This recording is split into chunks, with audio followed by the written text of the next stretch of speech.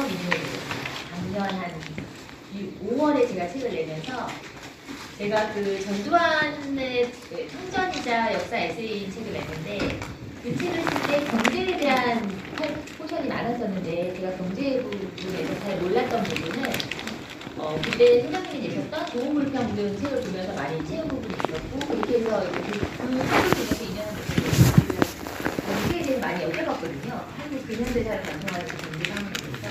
근데 그때 처음에는 통화만 했는데 제가 뭔가 하나를 물어보면 쫙 대답을 해주시죠.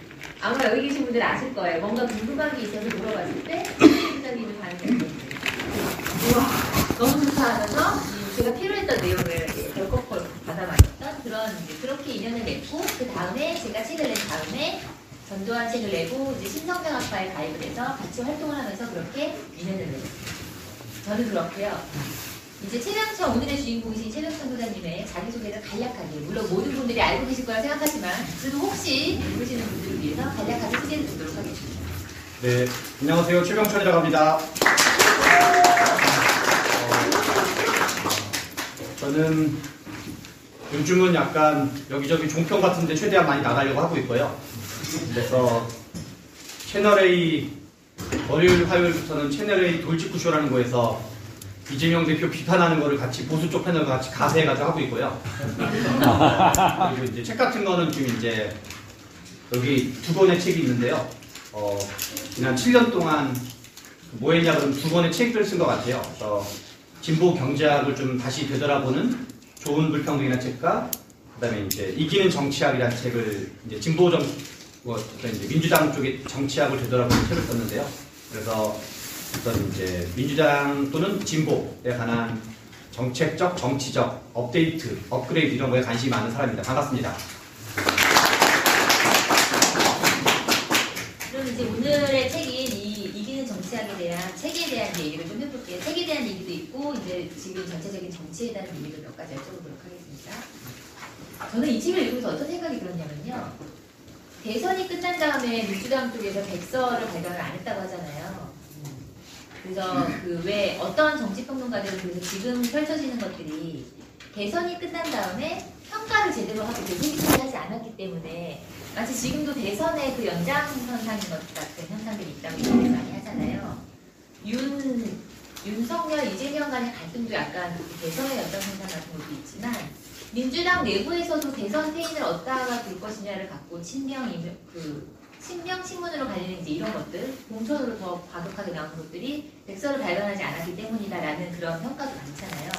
저는 이 책을 읽으면서 어떤 느낌이 들었냐면 백서가 안 나오면 이렇게 개개인이 백서를 내는구나 약간 이런 생각도 들었거든요. 무엇이 잘못되었고 그때의 정책이 어떤 점이 패인이었는지 이런 거에 대해서 이렇게 그러니까 필요한 내용은 시간이 지나도 어떻게든 누군가 하는구나. 그러니까 정해진 사람이 하는 게 아니라 그래서 저는 약간 백서 같다는 느낌을 받았었거든요. 소장님 쓰실 때 이거를 그런 의도로 갖고 쓰셨는지 아니면 그게 아니었다면 어떤 의도로 갖고 쓰셨는지 말씀드립니다. 백서가 뭐 비슷한 마음이긴 한데요. 백서가 조금 더 이렇게 종합적으로 정리되어 있는 약간 일지라든가 등등까지 정리되어 있는 건데 저는 좀 백서랑 느낌이 좀 다른 게 있는데요. 이 좋은 불평등과 실은 이기는 정책이 저한테는 약간 한 짝의 책이에요. 두 개가 약간 한 세트인데요. 그래서 운동권 경제학 비판, 운동권 정치학 비판 이 두 권인데요. 저는 소득주도 성장론이라는 정책이 문재인 정부의 정책이 아니라 그 책의 서문에 나와 있는데요.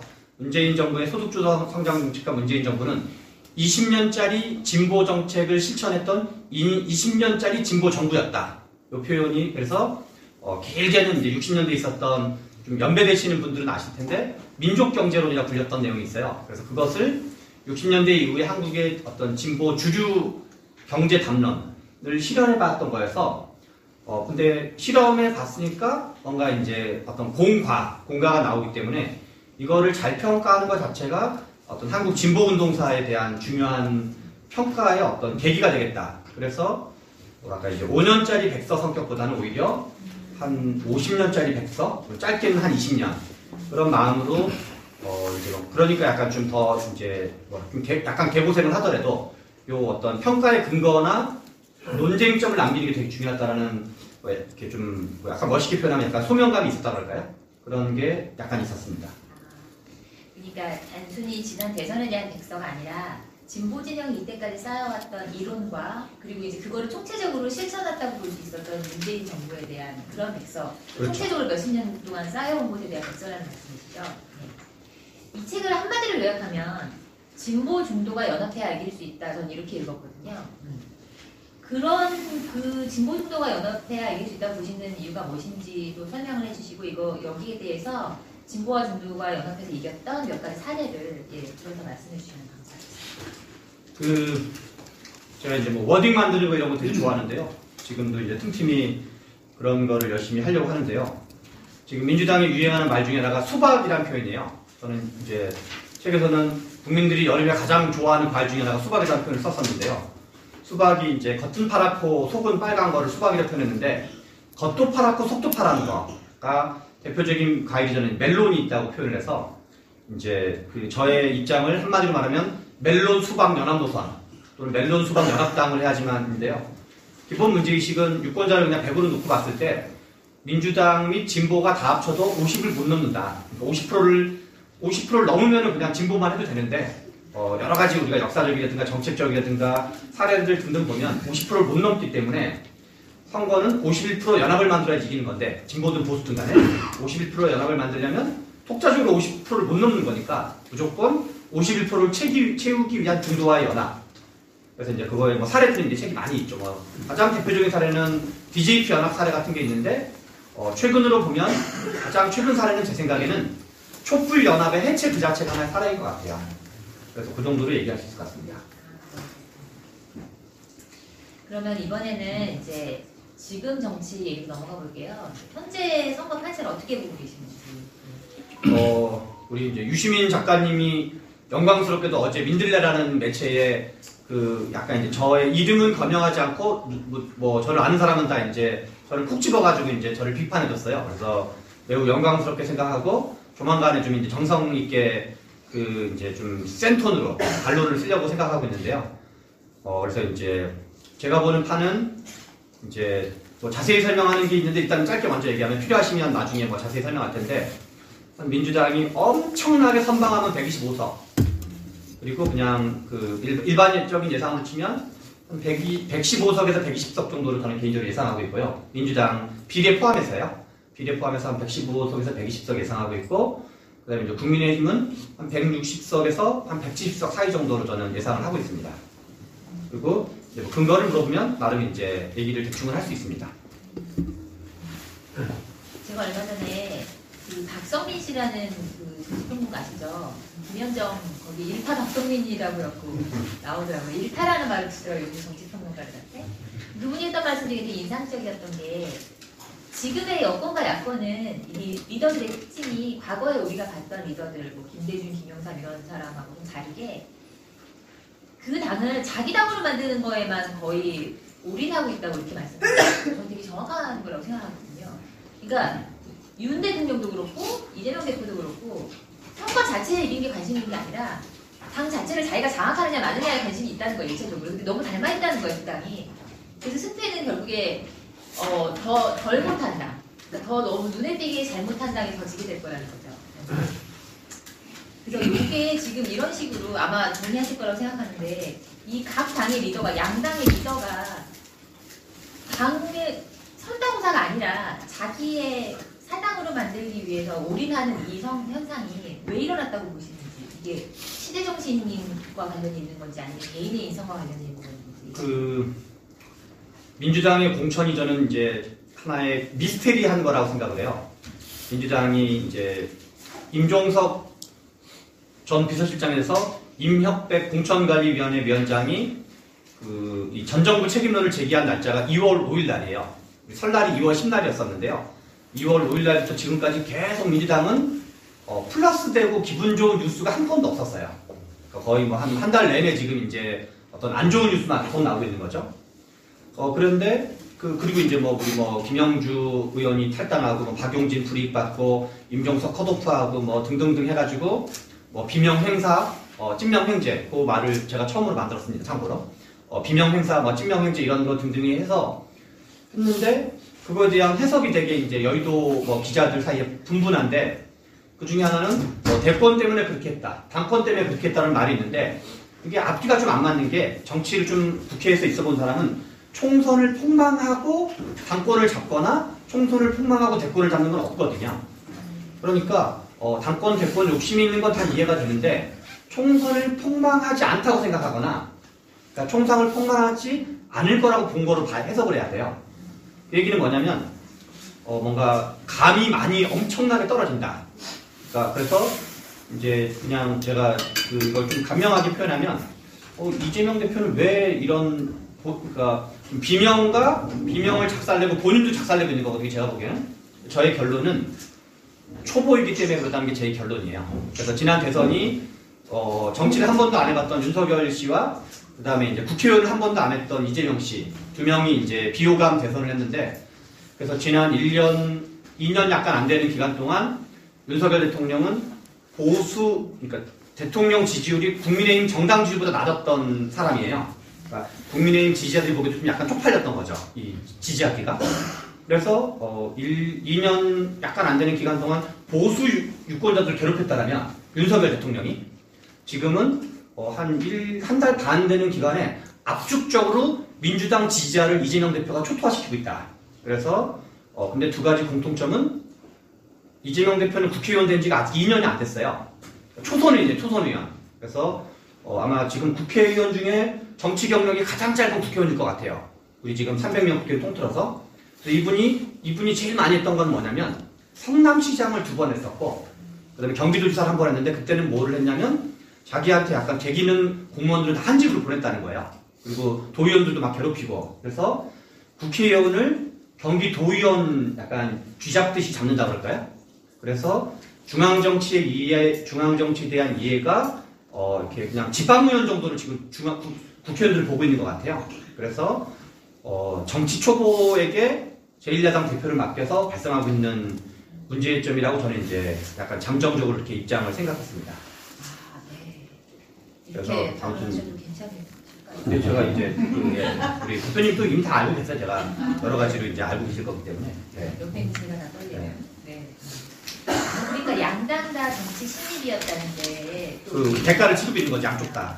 근데 보수는 윤석열 대통령이 사라지니까 지지율이 막 오르기 시작하고 우리 옛날에 소동가 고모란가 뭐 저기 삼성가 젤라인가에서 정신 멀쩡한 사람 한 명만 있었어도 도시가 망하지 않았다는 옛날 무슨 거 있었는데 보수에는 지금 한동훈이 정신이 멀쩡했던 사람이에요. 그래서 윤석열 대통령이 그 강아지, 와이프, 술 세 가지를 너무 좋아하시는 분인데 그분이 아니라 이제 뭔가 좀 약간 그 한동훈 비대위원장이 저는 좀 높이 평가하는 편인데 저는 정치를 득점, 본전, 실점 이렇게 세 가지 그냥 표현하거든요.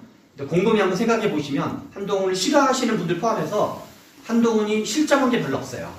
그 다음에 12월 26일 날 처음으로 비대위원장으로 등장했는데 정치적으로 약간 뭐 호감에 따라서 자기 개개인의 선호에 따라서 난 저거 싫어 하는 건 있을 수 있는데 정치 공학적인 의미에서 실점한 게 거의 없는데 거꾸로 이재명 대표는 득점한 게 거의 없어요. 그래서 이재명 대표는 열심히 실점을 했고 지난 특히 한 2달 동안 공천 국면 때 그리고 이제 한동훈 비대위원장은 본전 또는 아주 미미한 득점. 그래서 제가 이제 이재명 대표는 감나무 전략, 한동훈 비대위원장은 가랑비 전략. 그러니까 가랑비에 옷 젖듯이 1.1점을 조금씩 쌓아가고 있다. 이렇게 표현했는데 이게 지금 격차가 확 벌어진 거죠. 지금 시원스러운 말씀 들으시면서 아마 그건 아닌 것 같은데 생각하시는 분들 계시죠? 아닐 것 같다는 마음을 도이 적었다가 이따가 질문하실 때 다시 풀어내시면 됩니다. 네, 반론을 준비하셨다가 다음에는 그거 요즘에 생겨난 그 여러 신당들 제3시대 이 얘기를 해볼게요. 그 이준석 대표도 신당을 차렸고 또 이낙연 전 대표가 차렸던 것 당과 합쳤다가 다시 또 3일간인가 풀렸죠. 네, 굉장히 드라마틱하고 재밌는 그런 일들이 많이 펼쳐지고 있는데 그리고 또 이제 최근에 조국 전 장관도 신당을 만드셨고요. 이제 이런 신당들에 대해서 어떻게 보시는지. 지금 이재명 대표, 그러니까 한동훈 비대위원장이 국민의힘 선거운동하는데 이재명 대표께서도 의도와 다르게 국민의힘 선거운동을 도와주고 계시고 그리고 조국 대표가 조국혁신당 선거운동을 하는데 이재명 대표가 의도와 다르게 조국혁신당 선거운동을 해주고 있는 것 같아요. 그래서 국민의힘 정당 지지율의 상승과 조국혁신당의 정당 지지율 상승의 가장 중심축은 이재명 대표가 지금 양쪽을 끌어올려주고 있는 거죠. 민주당 지지율을 빼가지고 그쪽을 도와주고 있는 건데, 정당 지지율 같은 거를 보시면, 특히 이제 비례정당 같은 걸 보시면, 민주당 정당 지지율과 조국혁신당 정당 지지율을 합치면 그게 국민의힘 정당 지지율과 대충 비슷하게 나와요. 원래 역대 유권자를 100으로 놨을 경우 100 중에서 역대 선거를 물론 이제 약간 수치도 바뀌긴 하지만 국민의힘 대략 한 40%, 정당 투표 기준으로 민주당 대략 한 40%도 나왔거든요. 그래서 지금 현재 뭐 공천파동이라든가 등등 이런 과정에서 민주당에 대한 실망감, 민주당을 지지하는 3대 중심 정당 지지층은 친문, 친명, 호남 요게 한 대략 30% 초중반이고, 거기에 2030 여성이 포함되면 그리고 수도권 50세 화이트 칼라가 포함되면 요게 지난 대선 지지 기반이고, 여기에 2030 남성이 추가되면 그게 촛불연합이었다고 봐야 돼요. 그래서 역순위로 지금 떨어져 나가고 있는 거죠. 그래서 민주당은 이 친문, 친명, 호남을 먼저 결집하고 플러스 알파로 이제 2030 여성과 수도권 50대 화이트 칼라를 결집하면 이제 원래 총선을 이겼던 거고, 근데 지금 이제 그런 중도 확장까지는 못하고 이제 이 내부에서 이제 우리 지지층에서 쪼개지고 있는 거여서, 그런데 이 중에서 호남 쪽 분들과 친문 성향을 가진 분들이 조국혁신당을 지지하고 있다고 봐야 되는 거죠.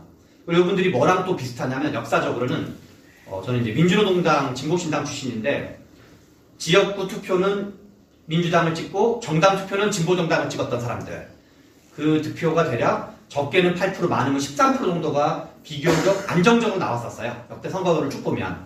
그래서 지금 현재 이제 뭔가 민주당에 좀 실망했던 민주당의 왼쪽 블럭, 상대적으로 왼쪽 블럭에 있는 분들이 조국혁신당에 대한 지지 형태로 나타나고 있어서 제가 예상하기로는 물론 이제 그 사이에 제3지대의 변화가 얼마나 있을지 모르겠지만, 그런 큰 변화가 없으면 한 10%는 가급적 넘을 확률이 높을 것 같고, 한 적으면 8%인데 한 10%에서 한 15% 사이 정도 나오지 않을까. 그러나 그리고 저는 민주당은 정당 지지율이 한 25% 내외 정도. 왜냐하면 지금 이 민주당은 여러 가지로 좀 빠져나갈 요인이 많이 생겼거든요. 그리고 국민의힘 정당 지지율은 40% 또는 살짝 거기서 빠지는 뭐 36에서 40% 정도. 그리고 이제 이준석 신당은 이준석 신당의 기본 지지 기반은 2030 남성이라고 봐야 되는데, 근데 2030 남성은 전체 유권자 중에서 2030 다 합쳐서 전체 유권자 31% 정도 되거든요. 그런데 투표율을 고려하면 2030을 다 합치면 22% 정도 돼요. 투표율까지 고려하면. 그리고 그 중에 여성 투표율이 더 높아요. 남성 투표율보다.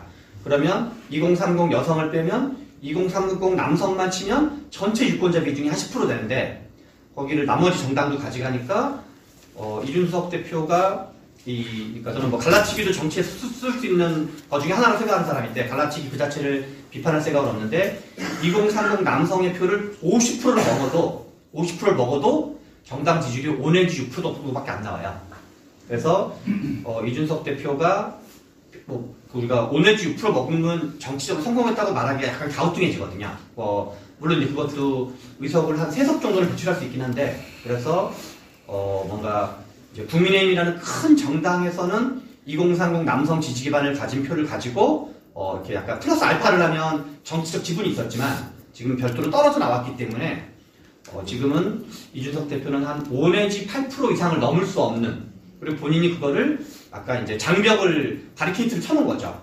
2030 여성들은 넘어오지 마세요. 어르신들도 우리는 넘어오지 마세요라고 바리케이트를 친 거여가지고, 이 지역구 선거를 나갔잖아요. 화성을 동탄 지역에 나갔는데 이준석 대표가 거기서는 이제 저는 이준석 대표한테 호감이 더 많은 편이에요. 좀 역할을 해줬으면 하고 그게 한국 정치에 의미가 있다고 생각하는 편이지만, 제 주변에 있는 20대, 30대, 40대, 30, 40 그 여성들 중에는 반감이 엄청 세더라고요.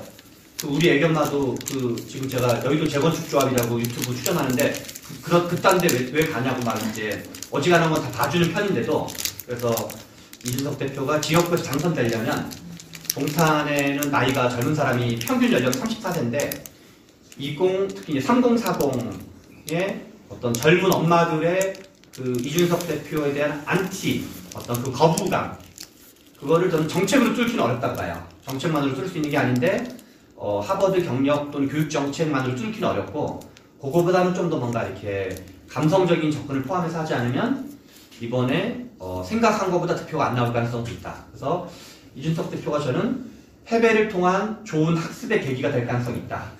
그런 생각이, 약간 이건 선의를 가지고 하는 표현이에요, 실제로도. 왜냐면 이제 그 국민의힘이라는 큰 정당에서는 2030 남성만 자극하는 얘기를 해도 이게 플러스 어떤 부가가치가 있는 거거든요. 왜냐면 그 독특한 지위이기 때문에. 근데 이제 실제로는 이제 그 독자 노선일 때는 뭔가 이렇게 결집도 하지만 확장도 해야 되거든요. 그래서 그리고 이낙연 대표님은 왜 탈당했는지 지금도 잘 모르겠고, 실제로는 얻고자 하시는 게 뭔지 잘 모르겠고, 뭐랄까 좀 싸워야 될 때는 안 싸우고, 뭔가 이제 이재명 대표, 원래 이제 우리가 좋은 야당이 있어야지 여당을 견제하는 것처럼 좋은 당내 비주류가 있어야지 당내 주류를 견제하는 건데, 민주당이 지금 이 모양 입고 된 여러 가지 중에 하나는 좋은 당내 비주류가 없었기 때문이라 생각을 해요. 그래서 당내 어떤 집권 세력이 이재명 대표였다면 이낙연 대표가 일종의 그 비주류의 수장이었던 건데, 비주류 수장으로서 역할을 거의 방치하거나 방기하거나 그냥 자기 개인 중심으로 사고한 거죠. 이재명 대표만 지금 개인 중심인 게 아니라 이낙연 대표도 철저하게 개인 중심이었던 건데, 그래서 뭔가 싸워야 될 때는 안 싸우고, 이제 뭔가 좀 안 싸워야 될 때 싸우고 막 이렇게 약간 급발진하고 뭔가 이렇게 박자가 좀 이상해서, 이낙연 대표는 저는 정당 지지율도 3%가 간당간당 할 수 있다, 그런 생각을 하고 있습니다. 오늘 말씀하신 것 중에 하버드가 나와서 깜짝 놀랐어요. 하버드는 영원히 흔들 수 있는 카드인가요? 우리 김한규 우리 회원이기도 하고 김한규 의원 있잖아요. 김한규 의원이 제주도에서 그 제주 이제 그 지역구를 가지고 있죠. 주민들한테 여러 가지 양력으로 돌려본 적이 있대요. 예컨대 김한규 의원이 서울대 출신의 하버드 출신의 김앤장 출신이거든요. 그래서 양력을 집어넣을 때 서울대로 돌린 양력, 하버드로 돌린 양력, 김앤장을 돌린 학력에서 어디가 제일 많이 나왔을 것 같으세요? 서울대. 압도적으로 서울대래요. 하버드를 잘 몰라요, 일단 사람들이. 김앤장은 아예 모르고, 그래서 가장 낮게 나오는 게 김앤장. 그 다음이 하버드. 하버드라는 대학이 있었어? 그래가지고 무조건 서울대가 짱입니다. 네. 근데 이준석 씨가 서울대가 아닙니다. 그래서 본인은 서울대보다 하버드가 높다고 생각할지 모르지만 서울대가 하버드보다 훨씬 높은 겁니다. 그래서 아마 상대 후보가 서울대면 밀릴 가능성이 상당하다. 어머니들의 영원한 사랑을 받는 서울대. 네. 네. 하버드도 못 이기는군요. 방금 하신 말씀에 제일 중요한 거는 좋은 당내 비주류인 것 같습니다. 이게 왜 영국에서 나왔던 영국에서 야당이 가장 먼저 출연했던 것도 영국이었잖아요. 그러니까 그전에는 정치라는 게 정적이 있으면 이 이긴자가 정적을 죽여버리고 왕이 되거나 그렇게 군림하는 거였다면, 이제 그 민주주의의 시발점이 되었던 영국에서는 어느 날 그 폐하의 충성스러운 반대당이라는 이름으로 반대하는 사람들을 허용하는 문화가 처음 나왔잖아요. 그래서 그 문화가 이제 지금의 죽여버리지 않고도 공존하는 여당 야당 이제 이거의 시초가 되었던 셈인데, 역시 같은 당내에서도 그런 반충성스러운 반대당이 있느냐 없느냐가 되게 중요한 당의 뭐라고 해야 할까, 너무 막 나갈 때 좀 제지해 줄 수 있는 그런 역할을 할 것 같아요. 이제 그게 없다는 게 굉장히 중요한 테인인 것 같고요. 그리고 이제 마지막으로 여기서 잠깐 순서에 대해서 말씀드리면, 마지막으로 저하고 최승수 선생님이 하는 이 대담은 마지막 질문 하나를 드리고 받고 끝낸 다음에 2부에서는 세 분이 또 나오셔서 이제 여러 명이 같이 토크하도록 하겠습니다. 그리고 3부에서 여러분들이 품고 계셨던 말들을 이제 쏟아놓으시면서 질문 대답도 가도록 하겠습니다. 이제 1부의 마지막 장면입니다. 그러면 이 총선에서 민주당이 승리하려면 뭘 해야 되는지, 혹은 내가 이재명이라면 이렇게 할 텐데 라고 생각하시는 방안이 있다면? 이제 전체 총선을 우리가 복귀해보면 결정적 장면이 한 2번, 3번 정도 있었던 것 같아요. 그래서 저는 이제 우리가 나중에 플레이어로서 내가 선거를 총지휘하는 사람이 됐을 때 어떻게 해야 되는지까지 생각해야 된다 생각을 해서 이번 총선을 복귀하면, 제 생각에 민주당에서 가장 결정적으로 중요했던 장면은 한 2개 정도가 있는 것 같아요. 하나는 이 삼총리라고 불리는 분들, 삼총리가 이제 이낙연 총리, 정세균 총리, 김부겸 총리가 계속 이재명 대표한테 통합 비대위원회를 구성하라 라고 말한 게 12월 말경이었었어요. 12월 말, 12월 중순부터 12월 말이었는데 그때 이재명 대표가 그거를 결국은 거부를 하죠. 왜냐면 제가 뭐 책에서는 자세히 썼지만 역대 선거에서 이 불리한 판세를 뒤집었던 가장 중요한 핵심은 한마디로 말하면 뭐냐면 그 정당이 갖고 있는 약점을 보완하는 게 승리 핵심 비결이에요. 그래서 어느 정당이나 첫 번째 우리의 지금 약점이 뭔지를 객관적으로 있는 그대로 들여다볼 수 있어야 되고 두 번째는 그거를 고치려고 시도해야 되고 세 번째는 그거를 관철해낼 수 있어야 돼요. 그래서 약점 보완이 선거에 그냥 언제나 어떤 그 승리를 결정했던 요인이 한마디로 딱 줄이면 그런데 민주당의 최대 약점은 이재명 대표였어요. 그러니까 윤석열 정부를 심판하고 싶은데 지난 대선이 비호감이었던 것처럼 이유는 여러 가지일 수 있어요. 그리고 이재명 대표가 그거는 좀 억울한 측면이 있을 수도 있어요. 왜냐면 아직 대법원에서 무죄 추정의 원칙으로 한다고 치면 아직까지는 뭐 사법적인 거 다 밝혀진 거를 볼 수 없기 때문에 그래서 이재명 대표가 프레임이든 억울하든 뭐든 간에 이유야 뭐든 간에 이재명 대표에 대해서는 약간 갸우뚱한 유권자들이 많이 있거든요. 그래서 윤석열 정부는 심판하고 싶은데 이재명 대표에 대해서는 못마땅했던 민주당 성향의 잠재적 지지자들이 꽤 많이 있었는데 또는 윤석열 정부를 심판하고 싶은 지지자들이 많았는데 그러려면 민주당의 약점이었던 이재명 대표가 이선으로 후퇴하고 그러면서 개항 선거에 집중하고 뭔가 이제 다른 사람들 김부겸 비대위원장 특히 이재명 대표와 색깔이 반대되었던 사람 가장 대표적인 분은 제가 보기엔 김부겸 전 국무총리 정도라고 보는데 그렇게 했으면 제가 보기에는 윤석열 정부 심판 선거가 됐을 거고 그래서 그 장면이 하나고 두 번째는 이제 공천 국면이 본격화되는 장면이 또 하나인 게 민주당 전체 선거를 결정했던 두 가지 장면인 것 같고 국민의힘은 저는 이제 그냥 습관적으로 걸 분석하는 걸 좋아하는데 국민의힘이 되게 재밌어요. 제가 주요 날짜를 다 외웠는데 12월 26일 날 한동훈이 비대위원장 수락 연설을 불렀었어요. 채택을 했어요. 그런데 그때부터 한동훈이 12월 26일부터 뭐를 하냐면 삑 전국을 돌면서 자기네 시도당을 돌아다녀요. 그래서 일종의 인사를 하는 거죠. 제가 비대위원장 됐습니다 하면서 전국의 시도당을 돌다가 맨 마지막에 돈 데가 어디냐면 인천과 서울이었어요. 그래서 인천에 갈 때 원희룡을 이제 후보로 개항 띄운 거고 서울에 올 때 김경률 씨를 띄웠어요. 그게 날짜로 1월 17일경이었어요. 그런데 재밌게도 1월 17일, 18일 날 마침 두 명이 같은 날 유사한 메시지를 내요. 하나가 김경률이 마리 앙뚜아네트 얘기를 하기 시작해요. 명품백 수수 의혹을 얘기해요. 그런데 김경률이 마포에 출마하는 거랑 마리 앙뚜아네트를 얘기하는 게 같은 공간에서 하는데 재밌게도 한동훈도 명품백 수수한 거는 국민 눈높이에 맞지 않았다는 워딩을 같이 해요. 사실은 한동훈의 작전이었다고 봐야 돼요.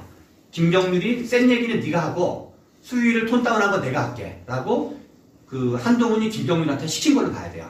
그래서 그거를 1월 18일이었거든요. 그러니까 전국을 한 바퀴 돈 다음에 마지막 날 그 얘기를 한 거예요. 그래서 그걸 딱 보고 와 한동훈이 선 보수 결집 후 중도 확장을 시도하나 보다 라고 시도했는데 아까 제가 날짜를 외웠다 그랬는데 이게 1월 18일 목요일이었어요. 근데 18, 19, 20일 사이에 막 이렇게 어떤 대통령실에서 마리 앙뚜아네트가 단두대에 처형됐던 사람 있잖아요.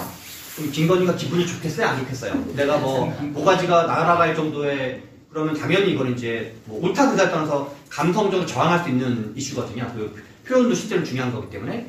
그래서 18, 19, 20, 21일까지 일종의 제 짐작에는 용산의 강한 저항을 불러일으킨 것 같아요.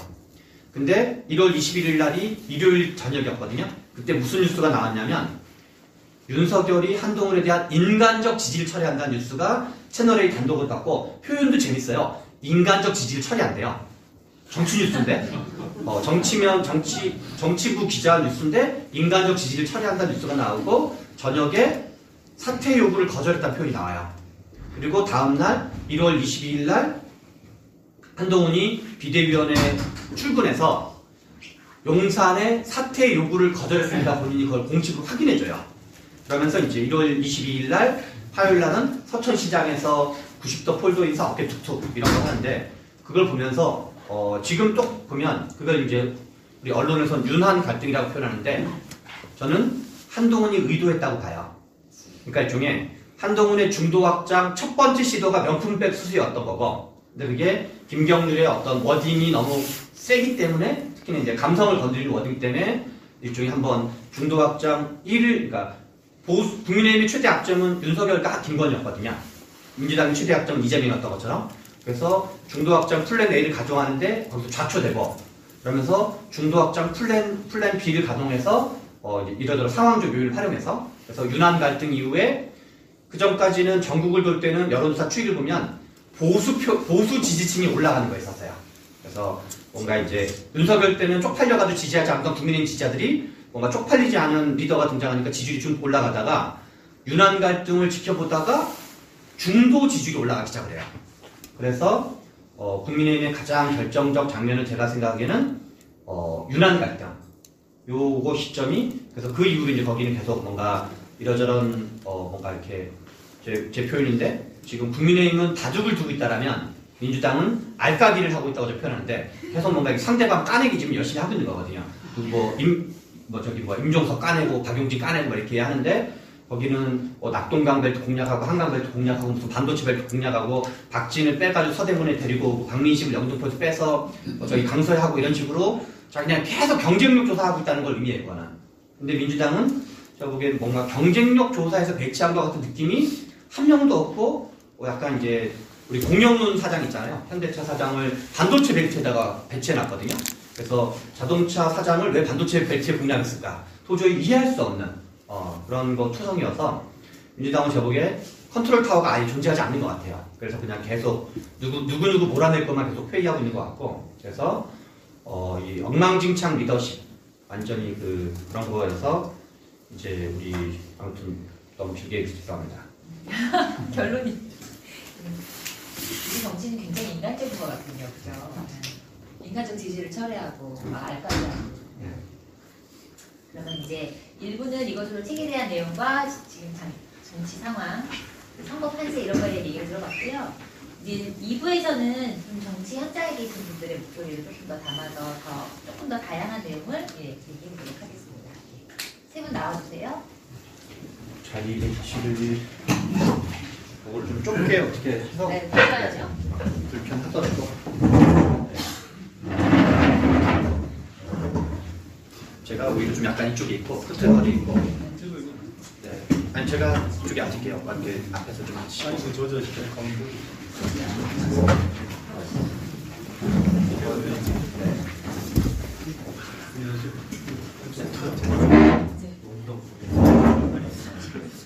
우리 주리 의원님이 센터로. 네. 좋은 센터.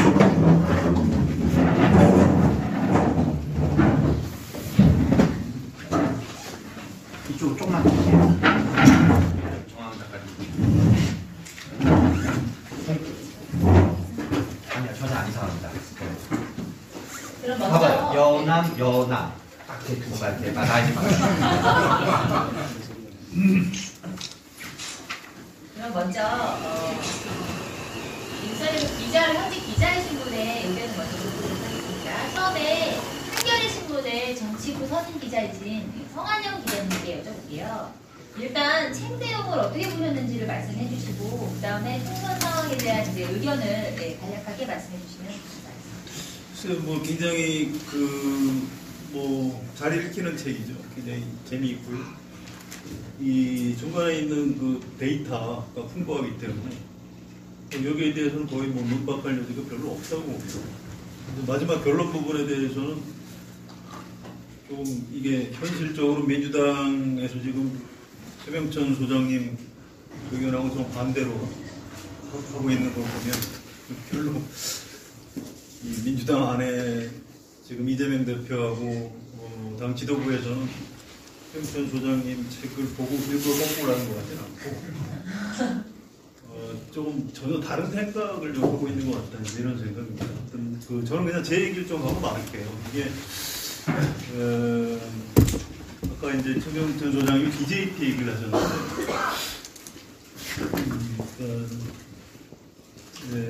이런 경험이 좀 있습니다. 좀 연세가 좀 드신 분들도 계시는데 좀 쉽게 알아두실 거예요. 1987년에 6월 항쟁으로 해서 대통령 직선제 개헌이 되고, 그 다음에 1988년에 국회의원 총선거에서 4당 체제가 들어섭니다. 민정당 노태우, 그 다음에 김대중 평민당, 그 다음에 김영삼 통일민주당, 그 다음에 김종필 신민주공화당, 이렇게 1로 3긴 체제, 4당 체제가 들어섰는데, 그 다음에 1990년에 3당 합당을 해요. 이 굉장히 정치적으로 중요한 사건입니다. 그런데 이게 이제 보수 야합이다. 이렇게 해서 이제 김대중 총재가 명분을 주게 되죠. 이거 봐라.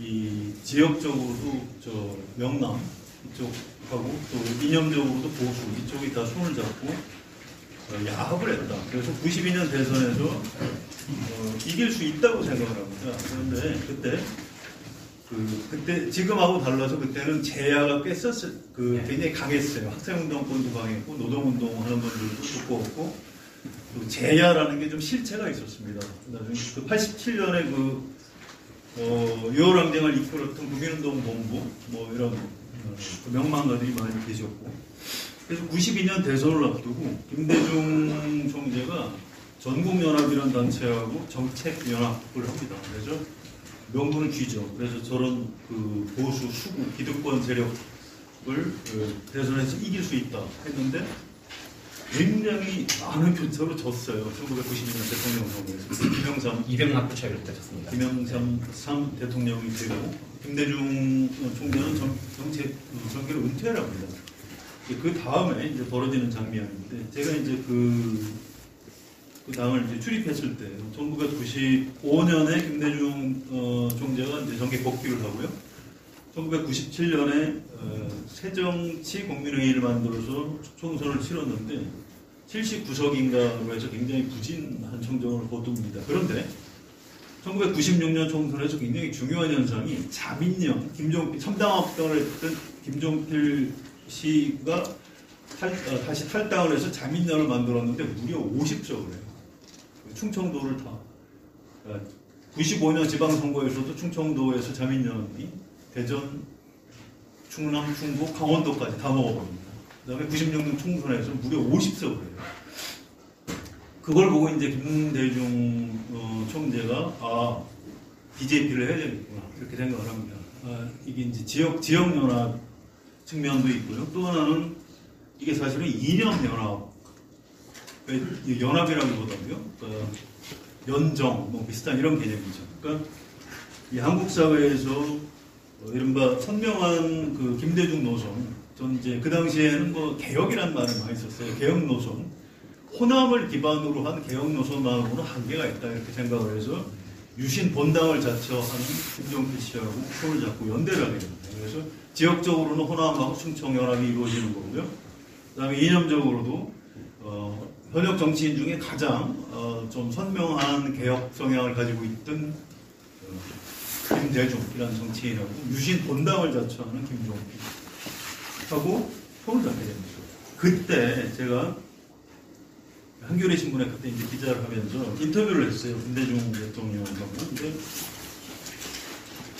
이 한겨레 신문 사설이나 칼럼으로 JP하고 손잡는 거를 비판을 좀 했었습니다. 어떻게 유신 본당하고 손을 잡냐. 근데 인터뷰를 하고 이제 녹음기 켜놓고 인터뷰가 다 끝난 다음에 제가 이렇게 녹음기 끄는 걸 이렇게 많이 보고 계시더니 일단 끈 다음에 자 지금부터 하는 정식 인터뷰는 아니요 그러면서 한겨레 신문도 박정희 때 해직 기자들이 만든 신문이고 유신 때 고생들을 굉장히 많이 하신 걸로 알고 있다. 김종필 씨 얼마나 싫어하는지 알고 있다. 그런데 박정희하고 김종필한테 당하기 치면 다만큼 당하셨습니까? 그건 아니지 않습니까? 그런데 제가 아예 이렇게 그 김종필 이런 사람 멀리하고 이렇게 선명한 개혁 노선만 걷다가 내가 아무것도 못하면 이게 정치인으로서 내가 무슨 의미가 있느냐. 내가 어쨌든 정권을 잡아야 내가 가진 그 중요한 가치, 뭐 한반도 평화라든가 뭐 서민 경제 이런 것들을 좀 실현해 볼 수 있는 것 아니냐. 한겨레 신문에서 그걸 좀 이해를 해줬으면 좋겠다. 그러니까 이런 호소를 하시더라고요. 이제 이건 오프 더 레코드니까 기사를 쓸 수는 없지만 제가 그 얘기를 듣고 가서 이제 회사 편집국 간부들한테 그 얘기를 그대로 해드렸습니다. 이게 김대중 총재가 이런 얘기를 합니다. 이 장면이 하나 있었고요. 또 하나는 97년 대통령 선거를 앞두고 국가보안법이 그 당시 김대중 총재가 있던 새정치국민회의의 당론이었어요. 페이지가 국가보안법 페이지가 당론이었는데 이걸 대체 입법으로 당론 변경을 합니다. 이게 왜냐하면 김종필 쪽에서 요구를 한 거예요. 우리는 국가보안법 폐지하는 정당하고는 좀 DJP 연합 좀 하기 어렵다. 최종적으로 그 사인을 하기 전에 국민회의 당론을 좀 국가보안법 폐지 말고 대체 입법으로 좀 변경을 해달라 요청을 하고 그걸 받아들여서 국민회의 당론 변경을 합니다. 그때 이제 한겨레 신문 일면 톱으로 비판을 했어요. 야 이거 국민의 김대중 총재가 이 정권 잡는데 눈이 멀어서 국가보안법 폐지 당론을 대체 입법으로 당론 변경을 한다 이런 식으로 이제 비판을 했어요. 그런데 이걸 그 기사에 이제 제가 썼습니다. 기적으로 물론 편집은 안에 우리 편집국장이 하셨겠지만 이걸 이제 어떻게 저 사람들이 해석하는 걸 좀 유심히 봤어요. 그런데 이런 얘기를 하더라고요. 그것도 그때 이제 그 동교동기 출신 참모들이 한겨레 신문에서는 그렇게 일면 톱으로 우리를 비판해 주는 게 맞다는 거죠. 거기는 왜? 언론이기 때문에. 그러나 우리는 정당이기 때문에 그런 비판을 받아가면서까지 현실적으로 정권을 잡기 위해서 우리는 해야 될 일이 있다. 그래서 대체입법 당론으로 변경을 하는 거고 오히려 자민련 쪽 김종필 총재한테 할 말이 생겼다는 겁니다. 아 우리는 이렇게 한겨레 신문 그 해직 기자들이 만든 굉장히 진보적인 신문한테 이렇게 일면 톱으로 얻어맞아가면서 당론 변경을 했다. 이런 명분이 생겼다는 거예요. 아무튼 그런 곡절들을 거쳐서 DJP가 송사가 됐고 기적적으로 1997년에 정권 교체를 이뤄냈습니다. 그래서 그 다음에 물론 권력 장관직이 한 절반밖에 못 가져갔어요. 경제 쪽은 자민련 쪽으로 다 넘겨주고. 그런데 그래도 김대중 대통령이 그때 그렇게 해서 정권을 잡았기 때문에 어쨌든 그때 외환위기 극복도 했고요. 사상 처음으로 남북 정상회담 하는 장면도 봤고, 그 다음에 기초생활보장법 입법하는 것도 봤고, 그 다음에 한일 문화 교류 시작하는 것도 봤고, 정부화 시대로 넘어가면서 그 인프라 깔기 시작하는 것을 봤고, 그래서 절반이라도 정권을 잡아야 역시 정당은 의미가 있구나라는 걸 제가 이제 기자 생활을 굉장히 오래 하면서 그때부터 이제 보고 느낀 게 있습니다. 그래서 문재인 대통령이 2017년에 당선됐죠. 그때 김경수 그 당시 의원하고 나눴던 얘기가 참 생각이 나요. 이 최병천 소장이 책에서도 이제 그런 얘기가 나오는데 제가 너무 말을 길게 해서 1분 내로 줄일게요. 김경수 의원한테 그런 얘기를 했어요. 제가 그 정치부 기자하면서 DJP 이런 걸 봐서 그런데 그 안철수하고 유승민하고 그렇게 같이 합당하기 싫으면 뭐 이렇게 연대 같은 걸 DJP 비슷하게 연대를 해서 국회 다수 세력을 만드시는 게 더 중요하지 않겠냐. 지금 자꾸 적폐청산 얘기하시는데 그거 너무 좀 잘 안 될 거다. 그거 저항이 만만치 않을 거다. 이제 이런 얘기를 했어요. 그랬더니 그때 김경수 의원이 글쎄 뭐 선배님 말씀 무슨 얘기인지 알겠는데 일단 적폐청산부터 좀 하고 그다음에 입법연대를 하겠습니다. 이렇게 답변을 하더라고요. 결국 입법연대 안 됐습니다. 적폐청산하면서 적들을 굉장히 많이 만들고 결국 5년 만에 이제 정권을 넘겨주는 그런 장면을 본 기억이 있습니다. 그래서 굉장히 좀 안타깝고 우리 최병천 소장도 이 책에다 이제 그런 얘기를 써놨는데 저도 좀 속도가 느리더라도 방향만 제대로 서 있었다면 안철수, 유승민하고 손잡고 입법연대를 해서 좀 폭넓은 이 타수 세력, 이른바 진보, 중보 연합을 해서 우리나라를 현실적으로 좀 개혁해 나가는 데는 더 도움이 되지 않았을까. 뭐 이런 생각을 좀 해봅니다. DJP 연합에 대한 얘기를 하면서 이 측면을 제기하는 거죠. 성하는 기자님께서 현실에서 실질적인 결과를 도출하기 위해서 원래 정당이 표방하던 또는 정치인이 표방하던 신념을 어느 정도까지 양보하거나 유보할 수 있는 것인가. 요구 간의 저울질에 대한 얘기인 거잖아요. 그렇다고 그냥 가장 올바른 말만 하다가 장래를 산하에서 전혀 집권을 못하게 되는 것보다는 힘을 합쳐서 집권하는 게 더 낫지 않겠느냐, 이제 이게 DJ의 얘기였고.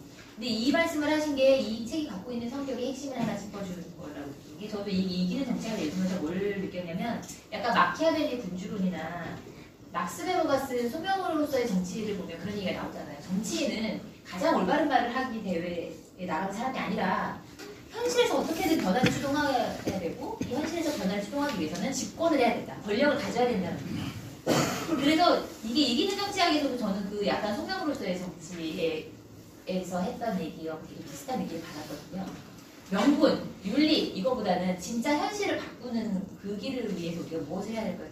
그거에 대한 얘기를 하는 게 이 책이 갖고 있는 것 중에 하나였고 성환이 기자님은 그 부분을 짚어서 과거의 사례를 여기셨던 것 같습니다. 그럼 이제 두 번째로 두 분 청년 정치인분을 모셨는데요. 일단 첫 번째로 과천시 지금 시의원을 지내고 계시는 박주리 의원님 얘기를 들어보겠습니다. 청년 입장에서 이 책을 읽으셨을 때 어떤 부분에 공감이 진행되셨는지랑 그리고 이 부분은 조금 나랑 생각이 다른데 하고 약간 이견을 느꼈던 부분 그리고 이제 이 책에서 이 부분은 빠졌는데 청년 정치인으로서 이 얘기를 했으면 좋겠다라고 생각하시는 부분 세 가지 포인트를 말씀해 주시면 우선 저는 그거를 분류해서 얘기하기보다는 그냥 다 같이 얘기를 할 수 있을 거라고 생각이 되고요.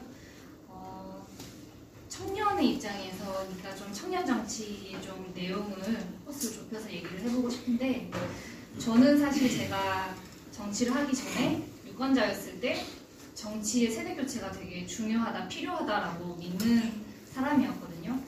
그래서 제가 2년 전에 당선이 됐을 때 유권자들이 당연히 저와 같은 마음일 줄 알고 저의 등장을 반갑게 여기고 격려해주고 이럴 줄 알았는데 막상 제가 이제 시민들을 만나보면 그렇게까지 반가워하지도 않고 오히려 경계하거나 더 엄격한 잣대로 평가를 하거나 이런 거를 좀 보게 되더라고요.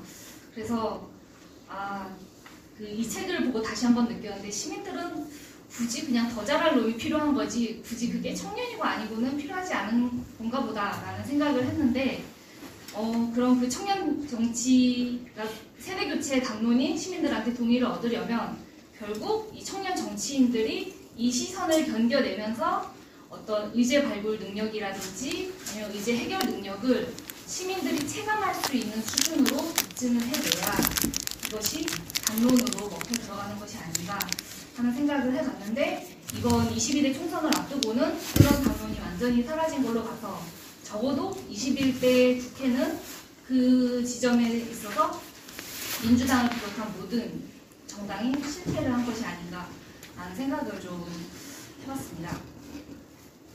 그런데 여기서는 조금 제가 소장님하고 의견이 다른데 소장님께서 청년 할당제를 요구한다든지 하는 것은 나눠먹기에 불과하다라고 말씀을 주셨는데 저는 2년 동안 정치를 해보면서 나눠먹기는 꼭 필요하다라는 생각이 저도 들어요. 나눠 먹는 거 좋아합니다. 왜냐하면 지금이 만약에 조선시대라고 한다면 50대 장년층이 정치 전반을 장악하는 게 매우 타당하고 올바른 일인 것 같아요. 왜냐하면 그 시대에는 시간의 흐름에 따라 사회 변화가 별로 많지 않기 때문에 할아버지의 유년 시절이나 손녀딸의 유년 시절이나 그 경험이 같아요. 그래서 그 시절에는 나이가 가장 많은 사람이 정보가 가장 많고 그러니까 데이터가 가장 많은 사람이고 가장 지혜로운 사람인 거예요. 그런 사람들이 사회를 이끌어 나가는 게 맞죠. 근데 산업화 이후에는 각 세대가 겪은 경험치가 다 너무 다른 거예요. 저는 지금 청년으로 분류되고 있지만 저도 저희 뒷세대랑은 경험이 완전히 다르거든요. 예를 들어서 저는 30살에 해외여행을 처음 가봤어요. 근데 제 또래 친구들을 보면은 해외여행을 처음 간 시기가 보통 20대 중후반에서 30대 초반 언저리거든요. 대부분 아마 그럴 거예요. 그렇죠?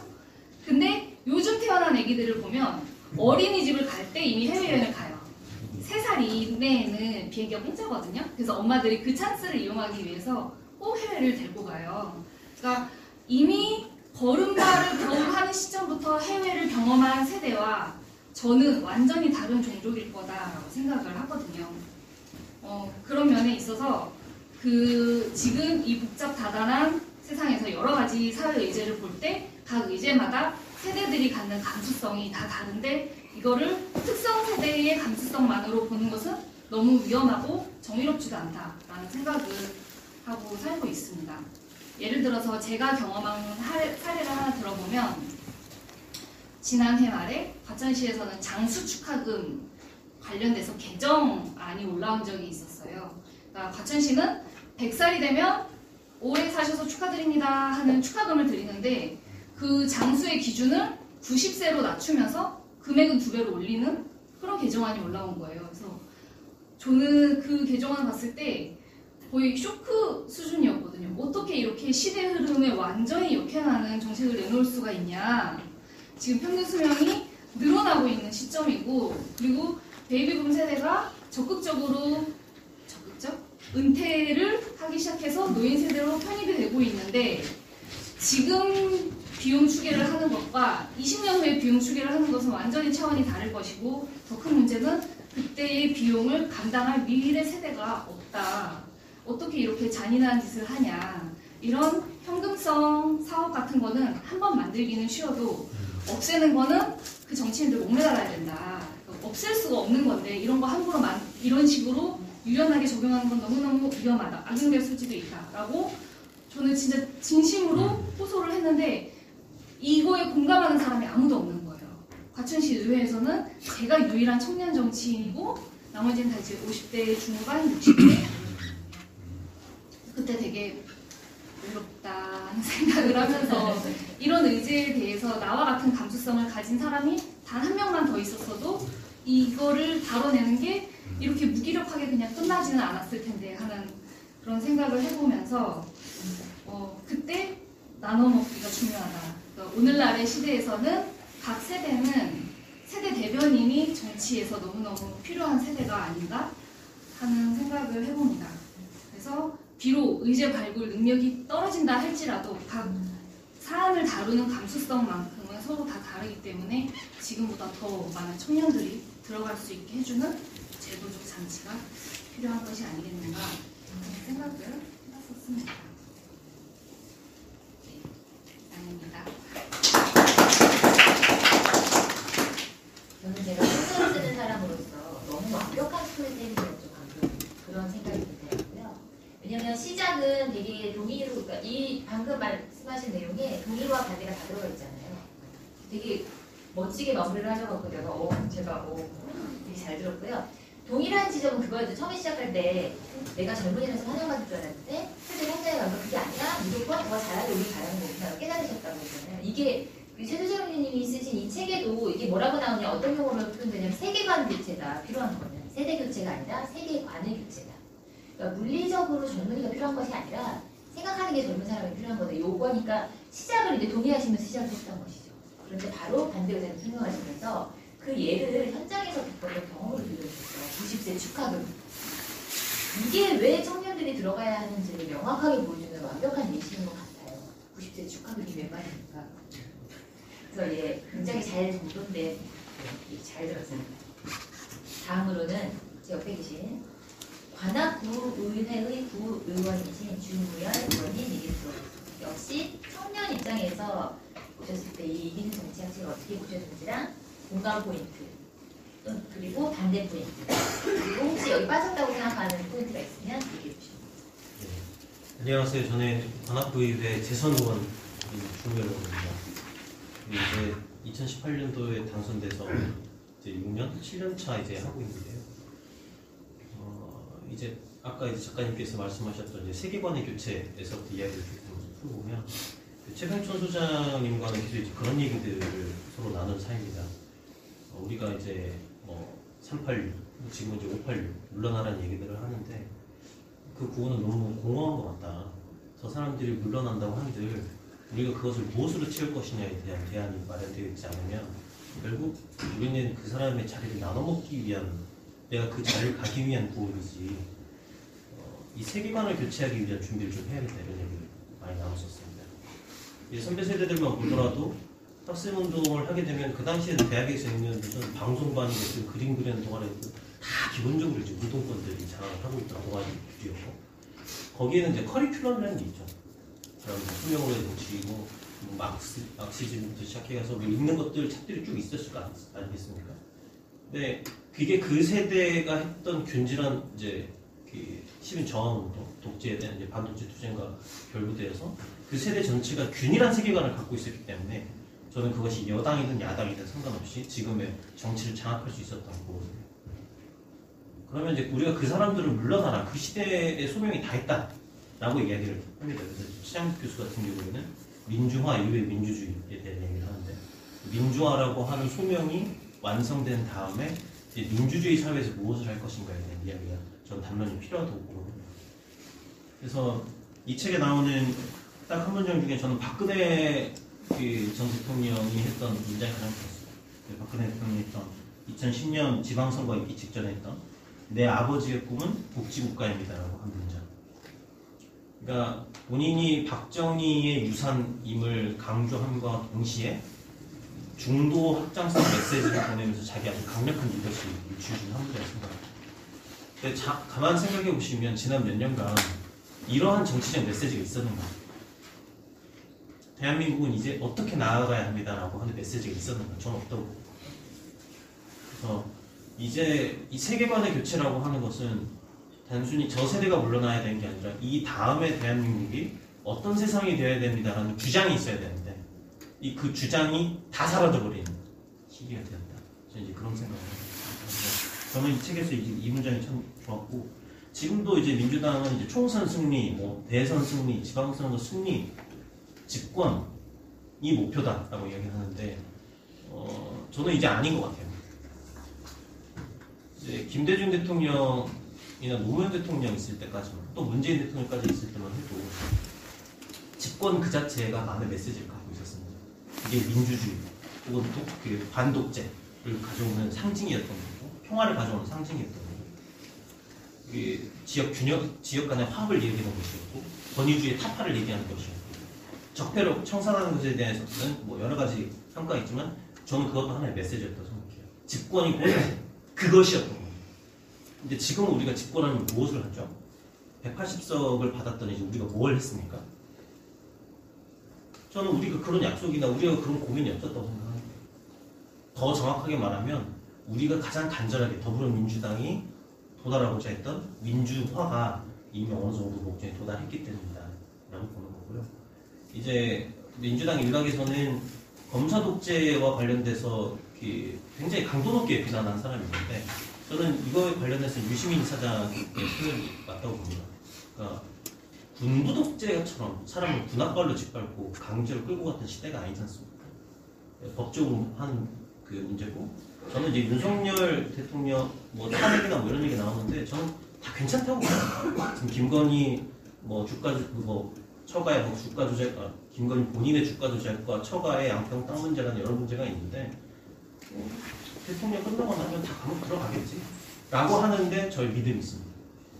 우리나라는 전임 대통령을 아주 가혹하게 처벌했던 전력의 나라이기 때문에 그러니까 사필 규정이 될 것이라는 강력한 믿음이 있는 거니까 그걸 악마화하고 공격하는 건 정치적 도구나 정략의 문제이지 그게 우리의 당면한 과제가 아니라고 생각이 드는 겁니다. 그래서 이 책을 계속 보면서 이제 이기는 정치학 우리가 어떤 구도, 어떤 메시지 어떻게 해야 되는 거는 잘 알겠는데 제가 이제 좀 아쉽거나 좀 더 고민해봐야 된다고 생각하는 거는 그래서 이제 우리가 어떤 미래를 그리고 어떤 주장을 하냐 이런 게 좀 필요하지 않을까 이런 생각이 듭니다. 이제 그거와 별개로 요즘 굉장히 좀 신박하게 보고 있는 것은 이제 윤석열 정권이 의사정원 확대를 드라이브로 걸면서 통치 행위를 지난 2년간 단 한 번도 한다고 생각해 본 적이 없었거든요. 이제 처음으로 하고 있구나. 그리고 그것이 굉장히 유효하구나. 지지율을 끌어올리고 하는데 굉장히 유효하구나 이런 생각을 하고 있습니다. 지난 몇 달 동안 더불어민주당이 아무리 좋은 호재가 있더라도 지지율은 진짜 조금씩 올랐고요. 반대로 국민의힘 계열 쪽에서는 아무리 나쁜 짓을 하고 악재가 있더라도 정말 조금씩 떨어졌거든요. 그 말은 저쪽 정당이 바닥이었고 우리 정당이 가장 머리 꼭대기 있었던 그런 상황이라고 생각이 듭니다. 그러니까 지금 반대로 우리에게 악재가 있고 저쪽에 호재가 있을 경우에 지지율 순식간에 반등한 것도 저는 바로 그런 국면이 됩니다. 이 국면을 타개하기는 굉장히 어려울 것이고 우리가 지금도 점수를 많이 쌓아나가더라도 막판에 이 통수권자의 정치 힘이 몇 방어만으로 이거는 순간적으로 휘청거릴 수 있기 때문에 총선 저는 굉장히 어렵다고 봅니다. 다음에 이제 그거와는 별개로 이제 국민들 그 전에는 더불어민주당만이 검사 독재와 관련해서 강경한 발언을 쏟아냈었는데 이제는 모든 국민들이 검사들에게 나라를 맡겨주니 어떻게 굴러가는구나라는 것을 아주 명확하게 인지하고 있다. 그래서 검수 완박이나 검사 독재를 정리하는 거에 최종 지점은 윤석열 정부가 제대로 잘 해주고 있는 것 같다. 그래서 우리가 그거 말고 더불어민주당이 지향하는 이 국가관, 이 공동체관을 잘 정립해야 되는 시기가 아닌가. 관련된 공부를 좀 많이 해야겠다라고 생각하고 있습니다.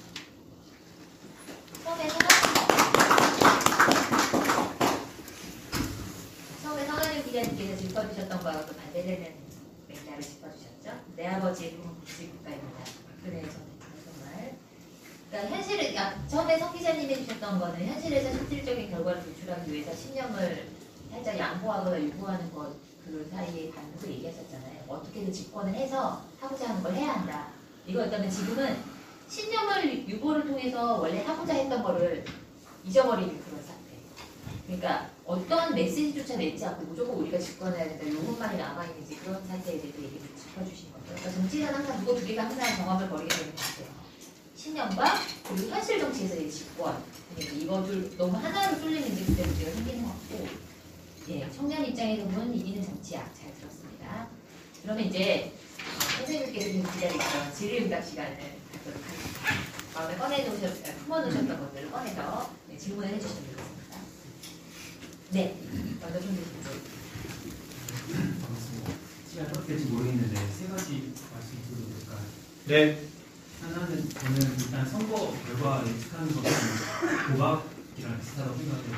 왜냐하면 우리가 선거 결과 알고 판단은 굳이 할 필요가 없는 거잖아요. 어떻게 나올지 모르기 때문에 선거하고 투표를 하는 거라고 생각하는데 그러다 보니까 이게 정치를 전문으로 하는 정치인들도 마치 도박가에 비유를 해보자면은 한 순간에 잘못된 판단으로 그르치는 결과를 낳을 수 있는 것이고 근데 또 그러한 경험이 또 나중에는 또 기관으로 돼서 다른 방향으로 전략을 수 있는 거잖아요. 김대중 대통령 아까 말씀해 주셨던 김대중 대통령도 그런 사례가 되지 않을까? 그 87년 대선 때 분명히 안 될 거라고 분명히 표가 나뉠 거라고 주변에서 조언하는 사람이 분명히 있었을 것 같은데 그래도 나오시는 거는 그래도 될 거라는 믿음이 있으셨을 때 나오셨을 거란 말이죠.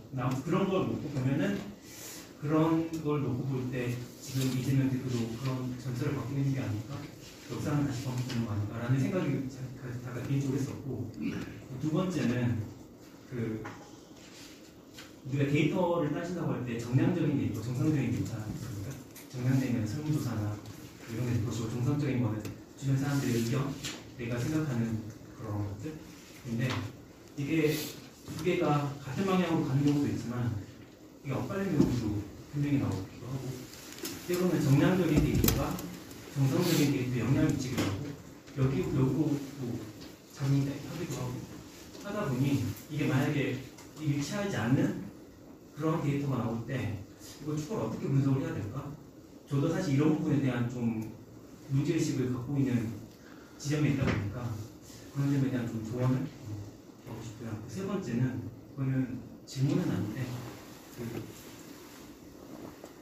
제가 성악자 까먹었는데 박주민 의원님 말씀하셨던 그 청년 정치와 관련된 것과 제가 코멘트 하자면은 사실 아까도 잠깐 말씀하셨는데 제가 생각했을 때 나이보다 더 중요한 학습 능력이 아닐까 하는 생각이 들었어요.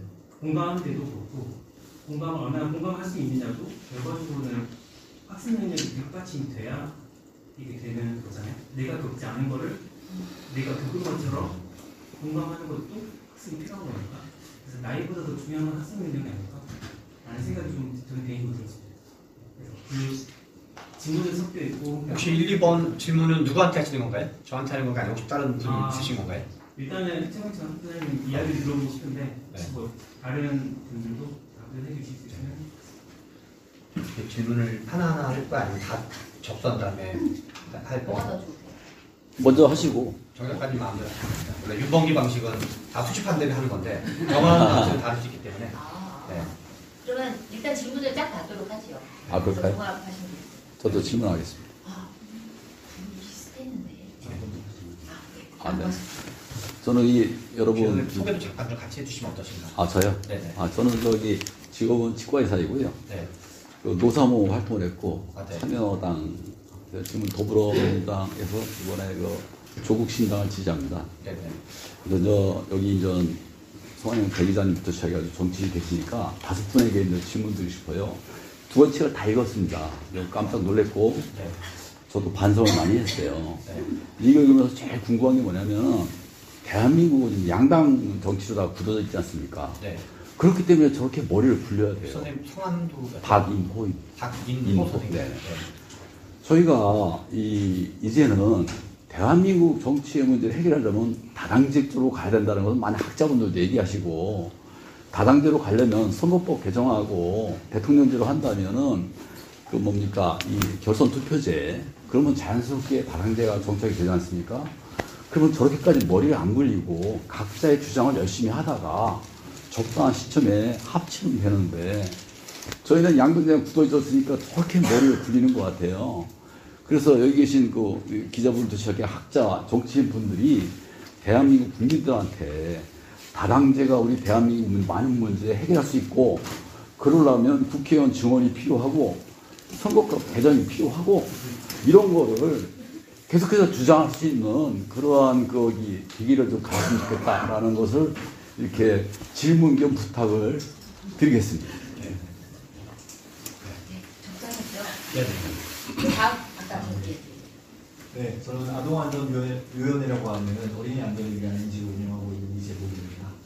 그 말씀 잘 들었고요. 지금 주시는 의견과 조금 비슷한 것 같긴 한데, 저 최병천 선생님께 질문 드리고 싶은 게 있습니다. 선생님께서는 지금까지 어떤 경력이나 이런 것도 소속도 있으셨지만, 지금 이런 이기는 정치라는 책을 쓰시고 또 이런 활동하시는 거 보면, 특정 정당의 입장을 대변하기보다는 정말 한국 사회에 대해서 고민하고 어떻게 하면 좋을지를 이렇게 활동하고 계신 것 같아요. 근데 그런 측면에서 봤을 때 이번 총선에 대한 전망과 예측이 아니고 지금 과거부터 지금까지는 인정하고 지금 시점부터 미래를 생각할 때 대한민국 미래를 생각할 때 이번 총선 결과가 어떻게 나오는 것이 한국 사회의 앞으로의 발전에 가장 좋다고 생각하는지 그리고 그 이유가 궁금합니다. 네. 저는 다들 진지한 질문 하셨으니까 좀 우스갯소리로 넘어갈 수 있는 이제 평가 하나와 질문 하나를 드리려고 하는데요. 일단 저는 지난번 이제 진원에서 이제 민주당에서 남원 공천받고서는 장렬하게 패배한 이후에 지금 이제 기자로 일을 하고 있는 이설아라고 합니다.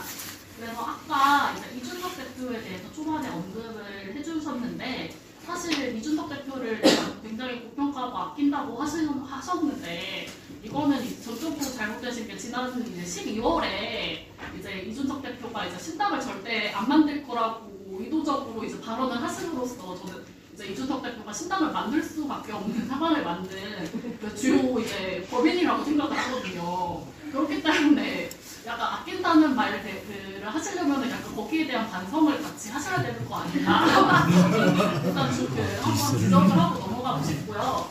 그 다음에 이제 아까 이제 또 하버드보다 서울대가 높다고 하셨잖아요. 근데 이제 민주당이 이제 화성을 공천표가 이제 거의 확정이 됐어요. 그래서 이제 민주당은 이제 현대차 사장인 마침 서울대 출신인 고명훈 후보가 확정이 됐고 오늘 이제 국민의힘 같은 경우에는 이제 한정민이라고 삼성전자 연구원이었는데 거기는 고려대 출신이거든요. 그러면 그럼 고려대는 하버드보다 나은지 떨어지는지 하나 질문 드리고 끝내겠습니다. 재밌는 질문이네요. 네, 잠시만요. 이런 스타일의 질문도 있습니다. 아까 왜 반성을 요구하고 시작했죠? 이런 거 아주 좋습니다.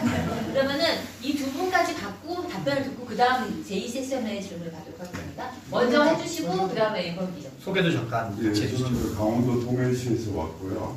지금 기초의원을 하고 있는데 저는 송환영 선생님에 대해서 조금 이제 성함도 혹시 잠깐 소개를. 예, 저는 이창수라고 합니다. 네. 예. 저는 한겨레 신문 제가 학원비를 안 내고도 그 주식을 샀던 20대 초반에 그런 묘환경을 겪었던 사람인데, 저는 뭐 출마할 사람이 없어서 출마를 해가지고 어떻게 하다 지금 이제 기초원을 하고 있는데, 저는 정치인들이 제가 이제 강원도에 이제 기초원을 할 때 최문순 지사가 같은 당이었거든요. 근데 이게 말도 안 되게 사업자를 선정했어요. 그래갖고 제가 이게 문제가 있다고, 그때는 다수당이 민주당이 도의회가 있는데 도의원들이 아무도 제기를 안 해서 저희 지역 문제이기 때문에 제가 한 1년 반을 1인 시위하면서 문제 제기했는데, 제가 이제 최문순 지사 때문에 있다는 거 했고 최문순 지사하고 좀 알아요. 그래서 내가 전화를 드렸어요. 이건 말도 안 되는 거다. 지금이라도 이 사업을 이렇게 검토를 해봐라. 그리고 보좌관을 보냈어요. 그래서 제가 설명을 다 해줬어요. 그런데도 수정이 안 되더라고. 그래서 제가 너무 화가 나서 최문순 지사한테 전화를 안 받더니 나중에 받아서 제가 얘기를 했어요. 이게 말도 안 되는 일인데 어떻게 지사님이 이럴 수 있습니까? 더더구나 지사님은 노동조합 위원장도 하시고 그랬는데, 그러니까 최문순 지사가 저한테 뭐라고 얘기하면, 그렇게 불만이 있으면 검찰에 고발하세요 이랬다고. 저는 아주 충격적이었어요. 어떻게 이렇게 뻔뻔하고 염치가 없는지. 그런데 그 사람 사업자가 누구냐면 인천 우출구 전세 사기왕 남모 씨예요. 1심에서 15년을 받았거든요. 그러니까 제가 이 얘기를 왜 하냐면, 요즘 민주당 공천을 보면 이재명 주변에 있는 사람들이 어떻게 그렇게 염치가 없고 뻔뻔한가? 정치를 하는 사람이 그 정도 수준뿐이 안 되는가? 저는 조금 좀 뭐라 그럴까, 너무나 인간적으로 실망을 해요. 왜 그러냐면 저는 이제 젊은 시절에 아까 저는 한겨레 신문 주식을 쓸 정도 학원비란 이런 어떤 좀 순진한 마음과 어떤 인간에 대한 어떤 뭐 사랑 이런 거를 이제 하는데, 그 지금 현직 정치인들이 저 왜 이러냐면 요즘 송환영 선생님께서 칼럼을 쓰실 때 상당히 민주당이 비판적으로 쓰시더라고요. 그래서 너무 수준이 낮은 게 아닌가. 저는 그래서 혹시 그런 거 관련해서 좀 뭐 드는 생각이 있으면 좀 얘기해 주시면. 저는 요즘 좀 민주당 정치인, 특히 저는 이재명 그 정치인의 주변 사람들이 기본적인 인간의 어떤 상식이랄까 아니면 수준을 너무 밑바닥으로 가지 않는가, 이런 생각이 좀 시골에서 들어서 질문을 좀 두서없이 얘기해서 죄송합니다. 네. 저도 말씀드리면, 저는 MBN의 윤범기 기자고요. 만약에 최병천 작가님이 민주당 비대위원장이 오늘 된다. 이미 공천은 끝났어. 오늘 됐어. 이제 한 달 남아서. 그럼 이 선거를 뒤집기 위해서 할 수 있는 뭐 전략이나 포인트가 있는지 두세 가지만 짚어주시죠. 자, 그러면 두 분 답변하시고 그 다음에 또 질문 받도록 하겠습니다. 어느 분 먼저 하실까요?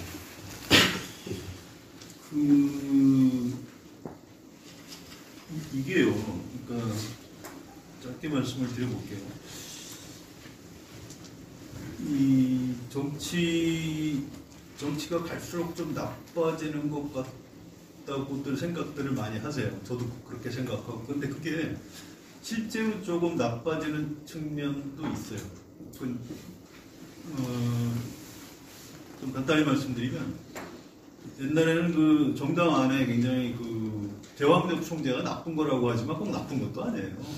제왕적 총재가 권한이 있기 때문에 상당히 합리적으로 판단을 합니다. 그런데 지금은 옛날에 제왕적 총재들이 가지고 있던 권력이 다 밑으로 내려갔어요. 그래갖고 이게 잘 안 돼요. 이거 아무도 통제하지 못하는 그런 측면이 있어요. 그래서 휘둘리는 측면. 그러니까 이재명 대표가 좀 욕을 많이 먹지만 이재명 대표도 좀 휘둘리는 측면이 굉장히 강해요. 그래서 이건 실제로 좀 어떤 우리 사회 모든 집단의 어떤 구조적인 변화가 있기 때문에 생기는 나빠지는 측면이 반드시 하나 있는데, 또 하나는 이 관찰자 연료 효과라는 게 있습니다. 뭐냐면 우리가 옛날에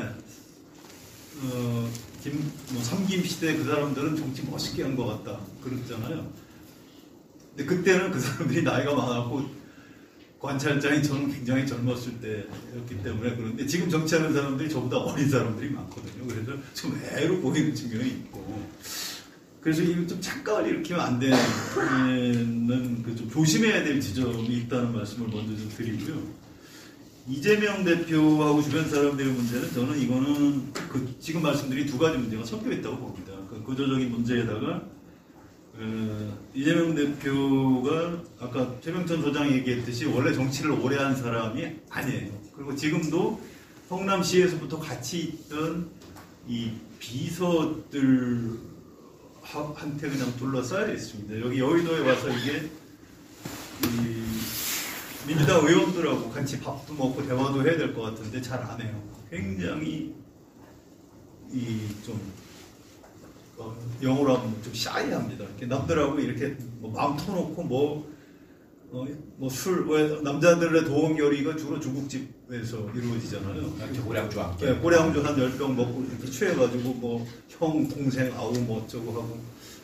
그럼 그게 이제 도원결의가 되는 건데, 이재명 대표는 그런 거 안 되는 분이더라고요. 그리고 술 먹고 취해서 그 다음에 만나가지고 굉장히 냉랭하게 대하더래요. 그래서 같이 술 먹고 취했던 사람이 이게 뭐지? 그러면 굉장히 충격을 받는 그런 체험을 하는 사람들이 있습니다. 그래서 조금 그게 어떤 근본적인 한계가 좀 있어요. 그걸 부정할 수 없는 측면이 있습니다. 그래서 그렇다고 이재명 대표를 인간적으로 제가 막 이렇게 욕하고 싶지는 않아요. 다만 그 좀 성장기에 어떤 불황했던 이런 것들이 지금 리더십, 정당 리더십에 있어서 좀 장애로 작용하는 측면이 있다, 이런 안타까움 같은 게 있습니다.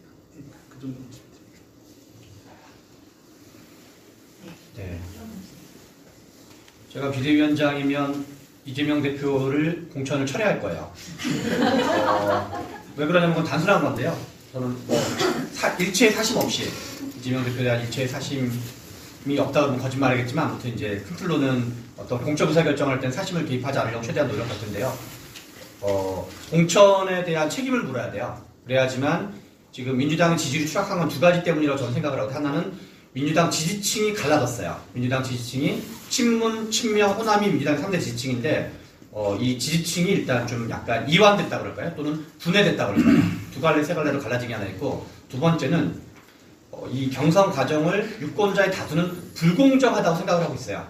그리고 이제 정치라는 건 유권자와의 커뮤니케이션 과정인데 실체적 진실이 뭔지는 그 다음 문제인 거고, 책에서도 표현했지만 정치라는 건 이제 다수의 주관과 소통하는 커뮤니케이션 산업인데 여러 가지 지표로도 확인되고 있어요. 민주당 공천은 불공정하다고 생각하고 있으면 우리가 모두가 가지고 있는 아주 자연스러운 도덕관념, 불공정한 세력과 공정한 세력이 있으면 당연히 불공정한 세력이 더 싫을 거 아니에요. 우리의 이건 너무 자연스러운 도덕관념이거든요. 그래서 국민들 모두 또는 중도가 보기에 지지율이 떨어지고 있는 거거든요. 그럼 이 부분을 수습하지 않으면, 지금 어저께 이재명 대표가 이제 박상원 종로구 후보에 가서 유세를 하면서 지금 이재명 대표 생각은 뭐냐면, 또는 민주당의 지금 일부 분들의 생각은 국면을 전환시키면 된다고 생각하는 것 같아요. 공천을 일단락지고 선거 유세를 열심히 하면, 선거 유세를 열으면 유세 관련된 뉴스가 많이 나오면 공천 뉴스가 그만 나가고, 그러면 국면을 바꿔서 윤석열 정부 심판 국면을 바꿀 수 있다고 생각하지만, 이 불공정과 관련해서 뭐가 연결되냐면 저 리더는 불공정한 리더다, 저 세력은 불공정한 세력이다 라고 이제 우리가 그게 일종의 어떤 리더십에 대한 평가, 세력에 대한 평가가 연동되는 거기 때문에 이 정당한 퀘스천 마크, 의문을 해결해 주지 않으면 지지율 만회를 우리가 내면으로 생각하는 정당한 어떤 의문점을 해결해 주지 않으면 지지율 반등은 불가능한 거야, 제 생각에는. 그래서 저는 우리가 예상하지 못하는 어마어마한 슈퍼 울트라 메컨더 부위 같은 변수가 없으면 아까 말하는 거에서 저는 이렇게 뭐 약간의 의사격차는 있겠지만 판세를 큰 변화를 주지 못할 거라고 생각해서 저는 그 조정식 사무총장과 조정식 사무총장, 그다음에 이재명 대표, 김병기 공관위원장인가요? 지금 정식 직책이. 그래서 그 세 분 중에 2명 이상은 반드시 그러니까 공천을 철회해서 출마를 못하게 만들어야 되고, 그리고 제일 좋은 건 그분들과 함께 같이 죄송합니다 하면서 이제 뭔가 국민 및 이제 일종의 대국민 사과를 해야 되는 거죠. 그리고 그 다음에 이게 상징적인 사람, 이제 그 19일날 김영주 국회 부의장이 저쪽 당으로 넘어간 거는 만회하기가 어려워지고, 박용진 역시도 긴급하게 구제해서 박용진은 저하고 상징적이기 때문에 긴급하게 구조해서 최고위원이나 비대위원의 직권으로 정치적인 명태를 걸고 박용진은 그냥 곧바로 단수공천한다든가 아니면 이제 그 공정경선한다든가 그런 이제 그래서 최소한 민주당 지지층 및 국민들이 보기에 시정하려고 노력하고 있구나. 모든 걸 다 시정하는 건 불가능하겠지만 그런 정도의 긴급한 조치를 취하고 그렇게 하면 이제 우리의 어떤 약점을 좀 덜어내면서 어떤 이제 그 윤석열 정부의 약점을 중심으로 이제 공격하는 그러면 이제 우리가 이길지 질지는 좀 불투명하지만 이제 어느 정도의 만회는 좀 가증하지 않을까. 이게 이제 먼저 좀 얘기할 수 있는 거고 나머지는 뭐 다 그런 거고 이준석 신당은 앞에서 말한 것 중에 예측은 도박이라는 말과 연결되는 건데 이준석 신당은 저는 이제 안 만들 가능성이 높다고 전망했는데 전망이 틀렸다는 거는 반성할 사안인지는 잘 모르겠어요. 왜냐면 우리가 내일 비가 올 것 같다 그러는데 비가 안 오면 반성해야 되는 건지. 유권자에게 반성이 아니라 이준석 대표에게 사과를 하시라는. 이준석 대표가 이준석 대표는 그 성인 20세 이상 성인이기 때문에 내가 A라고 전망한다 그래서 최병천이 A라고 전망했으면 B를 해야지. 뭐 그렇게 하는 거는 이제 그건 이준석 대표에 대한 모욕일 거고. 다만 이제 누군가가 최병천 당신의 전망이 틀리지 않았냐 그러면 인정합니다. 정도는 이제 사실로 인정하면 되는 것 같고. 그리고 예측은 도박이 뻔했는데 실은 제가 좀 도박을 좋아하기도 합니다. 그래서 도박을 좋아하기도 하는데 예측에 또 다른 의미가 있는데요. 예측은 현재 기준 예측이라는 측면도 있어요. 그래서 그걸 좀 다르게 표현하면 판세 분석이기도 해요. 그래서 이렇게 약간 이제 우리가 어떤 예상이 조금씩 바뀌는데 인간이 제가 이제 동물과 식물과 구분되는 되게 중요한 차이가 있는데 동물과 식물의 가장 중요한 차이는 단어 자체로 비롯된 게 눈을 가지고 있는 게 동물이래요. 동물은 움직이는 건데 동물은 식물과 달리 눈을 항상 가지고 있대요. 눈을 가지고 있는 생명체가 동물인데 동물은 왜 눈을 가지고 있냐면 어떻게 보면 이제 이것도 계속 파악하기 위해서인데 왜 파악해야 되냐면 대응하기 위해서거든요. 결국 우리가 그래서 저는 아까 이제 예측이라고 표현했지만 그거를 좀 순화시켜서 표현하면 판세. 현재 판세인데 판세를 파악하는 게 왜 중요하냐? 그래야지 대응책을 수립할 수가 있거든요. 윤범기 기자님이 저한테 최병천 당신이 비대위원장이나 뭘 할 거냐고 했을 때 저는 우리의 약점이 원인 분석을 그렇게 했기 때문에 이재명 대표를 불출마시키고 공천 처리하고 조정식, 정성호, 김병기 중에 한두 명은 더 추가로 철회시킨다고 말했는데 그건 저의 예측이 담겨있기 때문에 그래요. 예측과 판세 분석이 담겨있는데 아마 다른 분들 유시민 작가라든가 김호준 씨는 우리가 서울에서 3분의 2 이상은 지금 앞서고 있어. 그럼 그런 조치를 절대 취하지 않겠죠, 그분들은. 그래서 현재를 어떻게 인식한단 말과 예측한단 말은 실은 같은 말의 다른 표현이다. 그래서 그거를 무조건 도박적 성격이 전혀 없진 않으나 이제 그렇게 볼 여지가 같이 있다는 생각이 들고요. 그리고 이제 정량 정석은 어차피 약간 정답 없는 케이스 바이 케이스 성격 질문이어서 제가 답변하는 수위를 좀 넘어서는 질문일 것 같고 우리 이재복 대표님이 질문한 거가 또 되게 재밌는 질문인 것 같은데요. 총선 결과 한국사의 의미 이런 건데 어떻게 되는 게 더 좋겠냐? 저는 약간 사고방식이 저의 약간 습관이기도 한데요. 세상이 어떻게 될 건지는 약간 우리 막스 베버 표현하면 가치 중립적으로 생각하는 편이에요. 이게 세상이 민주당이 이기는 거야? 지는 거야? 어떻게 되는 거야? 그거는 그 자체를 좀 이제 가치 중립적으로 생각하는 경향이 있고 나의 의지 바깥의 세상이라고 약간 생각하는 경향이 있고 그러면 이게 이제 A, B, C, D 여러 가지 어떤 시나리오들이 우리가 현실이 됐다고 치면 그러면 나는 뭘 해야 되는 거지? 이걸 어떻게 해석해야 되는 거지? 그걸 좀 구분하는 건 있는 것 같아요. 그래서 구분한다라고 전제하고 답변하면 저의 그냥 여러 가지 예측 중에 하나에 불과한 저의 예측이 물론 틀릴 수 있어요. 저는 민주당이 한 110석에서 120석을 넘기 어려울 정도의 참패 가능성이 높다고 보는 편이에요. 제 예측이 틀릴지는 모르겠지만 그래서 100석대에서 110석대 언저리에서 패배 가능성이 높다고 보는데 지금 이대로라면 근데 그렇게 되면 그거를 어떻게 해석할 거냐 그리고 그것이 어떤 의미를 가질 거냐 그리고 국민의힘이 160석 이상을 얻을 가능성이 매우 유력하다고 저는 전망하고 있는데 그렇게 두 가지가 민주당이 120석 미만 국민의힘이 160석 이상이 실현되었다고 가정할 경우 그것이 의미가 뭐냐인데 저는 나쁘지 않은 일이다가 제 생각이에요. 약간 좀 이 판단에서 좀 제일 미안한 분들은 저는 방송인 분들이에요. MBC, SBS, KBS, YTN 쪽 기자들은 방송사가 지금 엄청 부침이 심하고 지금 MBC의 그 1번 뉴스 숫자 가지고 하는 건 오늘 제가 들었던 암흑의 방송사 친한 기자한테는 들은 말로는 좀 윤석열 정부는 10월경에 MBC에 아예 방송 전파를 중단시킬 가능성이 높다고 하는 거예요. 아예 영업 정지를 아예 시켜버리는 거죠. 그래서 라디오 기능만 작동하게 만들려고 그런 의지를 갖고 KBS에서 수신료 없애버렸잖아요. 그래서 MBC는 아예 영업 정지 시키려는 의지가 강하다는 얘기를 들었는데 그거에 밑작업으로 저는 일자 문제를 제기하고 생각을 해요. 호투를 그냥 잡아가지고. 그래서 방송사 분들은 방송에서 뭔가 좋은 방송을 하려고 노력했던 분들은 어마어마한 시련에 겪게 될 가능성이 있는데 그렇거나 이제 그런 걸 떠나서 이제 그분들한테는 매우 여러 가지 국민들이 안 좋은 소식이긴 하지만 이 정치적으로는 아무튼 이게 국민들이 어떤 평가거든요. 민주당의 실력, 국민의힘의 실력이 발휘되기 때문에 저는 민주당이 제 책의 맨 마지막 나가며 가시는 저한테 되게 중요한 장이었거든요. 그냥 이게 짜깁기하거나 그런 게 아니라 총선 패배를 전망하고 대선까지는 뭘로 봐야 될 건지 약간 어떤 단초를 좀 보여주는 부분이 나가는데 저는 한국 정치가 1945년부터 지금까지 치고받고 싸우기만 한 게 아니라 4가지 업적을 이뤘다라고 책에 써놨어요. 1번 나라 만들기, 2번 압축산업화, 3번 압축민주화, 4번 압축복지국가. 최근 15년간은 압축복지국가를 이룩한시키고 그게 이제 문재인 정부의 업적과 박근혜 정부의 업적이 합쳐져서 그랬다고 생각을 해요. 그래서 지금은 뭐를 해야 되냐면 진보가 보수는 기업, 관료 이런 쪽이랑 같이 뭔가 하던 대로 하는 게 약간 보수라면 진보는 뭔가 바꿔보자고 한 거였거든요. 그래서 저는 진보의 컨텐츠가 다 소진되었는데 진보의 컨텐츠가 소진된 근본 이유는 미션을 달성했기 때문이라 생각을 해요. 그러니까 진보의 주장이 틀려서가 아니라 진보가 주장하는 건 대부분 다 실현되었다는 거야.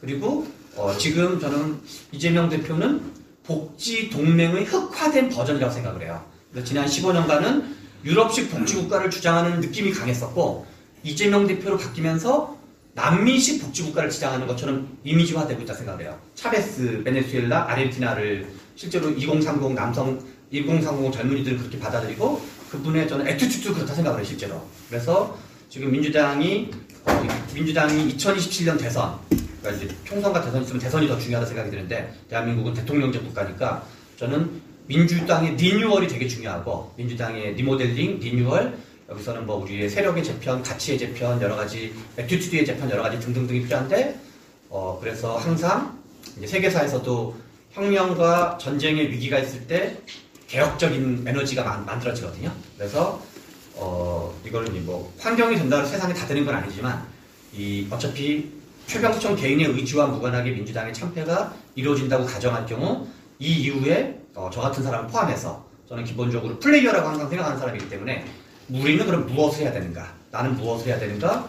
민주당의 어떤 버전업 또는 리뉴얼, 업데이트 그리고 뭔가 이렇게 어떤 리모델링, 재개발, 재건축 이런 거를 할 수 있는 어떤 환경적 에너지를 만들어진 거죠. 이거 주체적으로 할지 안 할지는 그 다음 문제지만 그래서 그러면 그런 대로 아까 이제 인생지사 세옹지마처럼 정치도 세옹지마 성격이 강하기 때문에 저는 한국의 어떤 이제 한국 진보의 큰 궤적, 민주화 국면이 있었고 복지국가 국면이 있었는데 어떤 한국 진보운동 3.0을 잘 만드는 게 매우 중요하다 생각합니다. 이 정도로 질문하신 건 답변을 마칠 수 있어요. 학원이랑 고려대랑 비교 안 해요? 그거는 이제 제가 보기에는 이미 서울대가 있기 때문에 하버드와 고려대만 있는 게 아니라 서울대가 1등할 가능성이 있을지는 잘 모르겠지만 아무튼 뭐 이렇게 둘 다 약간 공동 2위 비슷한 게 아닐까 싶습니다. 네. 또 질문하실 분 계신가요? 이제 시간이 있으니까 한 3분 정도 받고 먼저 드셨습니다. 국회에 출입하고 있는 EBS 박광주 기자입니다.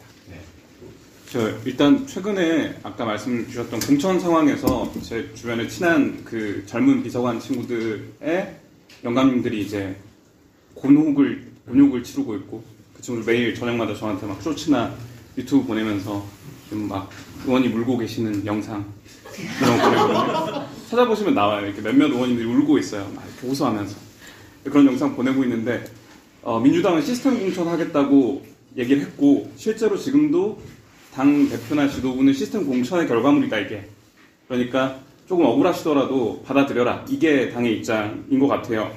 근데 뭐 정말 그렇다면 근데 최근에 있었던 예컨대 정책위 의장님 지역구가 원래 단수로 됐다가 3자 경선 붙여진 케이스나 네. 예, 그리고 오늘도 제가 뭐 보통 상임위를 취재해서 제가 되게 열심히 하시는 의원으로 알고 있던 의원분도 원래는 그 지역이 이제 전략공천지가 됐다가 이자 경선이 됐어요. 오늘 방금. 소용인 의원 말고 서동용 의원. 서동용 의원. 네, 서동용 의원. 그 지역이 그런 상황인데 일단 첫 번째 궁금한 점은 이런 식으로 지금까지 시스템 공천했고 우리는 잘못한 거 없다 했는데 조금씩 고치고 있단 말이죠. 이게 실질적으로 뭐 개선 효과가 있을 것인가. 그러니까 일단 첫 번째로 궁금하고 두 번째로는 시스템 공천했다고 하는데 제 개인적인 인상은 박용진 의원의 컷오프와 이수진 의원의 컷오프는 전혀 성격이 다르다고 생각하고 그 두 개를 이제 등치시키는 걸 저는 별로 안 좋아하거든요. 도매금으로 섞으면 안 된다. 근데 이제 이렇게 하면은 어떤 거는 시스템 공천의 결과물로 옳게 잘한 공천이고 어떤 거는 아닐 수 있는데 문제는 내가 시스템 공천했다고 하는데 어쨌거나 당 대표의 어떤 당 대표나 아니면 그 주변 조직의 어떤 역할이 있었던 것 같다 공천에 그렇게 보여지거나 그렇게 해석된다. 이런 상황이면 우리는 어떻게 이 시스템 공천을 투명하게 앞으로도 비슷한 상황이 발생할 텐데 어떻게 보장할 수 있을 것이냐. 원내대표가 채점표 보여달라고 하는데 안 보여주는데 어떻게 할 수 있을 것이냐. 이 두 가지 측면이고요. 그 다음 질문은 개인적으로는 최근의 공천 상황 때문에 당 사당화 내지는 공천 관리에서 문제가 발생했고 민주당이 악영향을 줬다라고 저는 개인적으로 인식하고 있는데 그건 이제 제 주변에 우는 비서관 친구들이 있어서 그런 걸 수도 있어요. 그래서 느끼는 바는 일반적인 대중들이 실질적으로 지금 이게 민주당의 엉망이다, 위기다라고 느끼고 정말로 투표를 안 할 건다. 저는 정치 보관 요청이라고 생각해서 저는 지금 민주당 상황이 심각하다고 생각하는데 정말 일반 대중들도 그렇게 생각할까? 라는 데에서 일단 위기의식이 비슷할 것인가? 라는 궁금증이 있고요. 또 마지막으로는 총선 이후에 저는 세계관에 있어서 한동훈 비대위원장이 처음에 나와서 나는 아무것도 출마 안 한다. 그러니까 비례든 지역구든 안 간다 할 때 저는 뭐 유시민 작가는 되게 안 좋다고 했는데 저는 되게 잘한 선택이라고 생각했거든요. 왜냐하면 리스크는 하나도 안 지고 총선 지면 대통령 잘못. 나는 대권 후보가 그래도 된다. 그리고 난 열심히 뛰었으니까 이번에 총선 나랑 같이 한 사람들은 나를 지지해준다. 뭐 이런 정도의 성격을 가지고 있기 때문에 오히려 여기서 민주당이 이기면은 한동훈 대통령 만들어주는 선거라고 저는 생각했거든요. 그래서 저도 무조건 이 사람 유리하고 만약에 이기면은 이긴 대로 비대위원장으로 들어와서 당권도 장악하고 이제 윤석열이라는 리스크를 쳐낸 상태에서 다수 여당의 지지자를 잔뜩 얻고 대선을 가는 거니까 이 사람 입장에서는 악수가 하나도 없다라고 개인적으로 생각했는데 만약에 민주당이 정말로 이번 총선에 진다. 그 이후에 민주당이 실질적으로 대안이 있는가? 실질적으로 개선 방안이 있을 것인가? 요거까지 질문드립니다. 아까 선생님하고 선생님 질문 받고 그리고 답변드리겠습니다. 네. 박주리 의원님 선거고민님 정민아라고 합니다. 박주리 의원님 선거고민인데 내년시로 살아요. 네. 그런 건 아니고요. 아까 그 서두에서 최변 총장이 말씀하신 게 이 정치 무경험자 초보들과 의원 무경험자 초보들이 맞붙은 그런 선거의 벽화가 지금까지 이어지고 있다. 그렇게 말씀하셨습니다. 결국 그 정치 초보들에게 당을 맡기는 건 결과물이라고 하셨는데 그렇다면 그럼 이 정치 초보들이 양당에서 결국 다 대통령 후보가 됐고 한 분은 대통령이 되셨잖아요. 이 정치 초보들이 양당으로 떠오르게 되는 원인에 대해서 좀 정리해 주시면 어떨까 하는 생각을 했습니다. 그리고 두 번째는 그러니까 민주당이 자신들의 그런 소명을, 자신들의 그 과업을 다 마친 결과가 지금의 상태라면은 이 민주당을 리모델링 해야 되는 건데 그 리모델링할 그런 소재들을 어느 지점에서 찾을 수 있을까 그런 생각이 듭니다. 네. 저는 이상입니다. 네. 네, 저는 신성량학파에서 배관되는 개혁신당 당원 중 한 명인 박종훈이라고 합니다.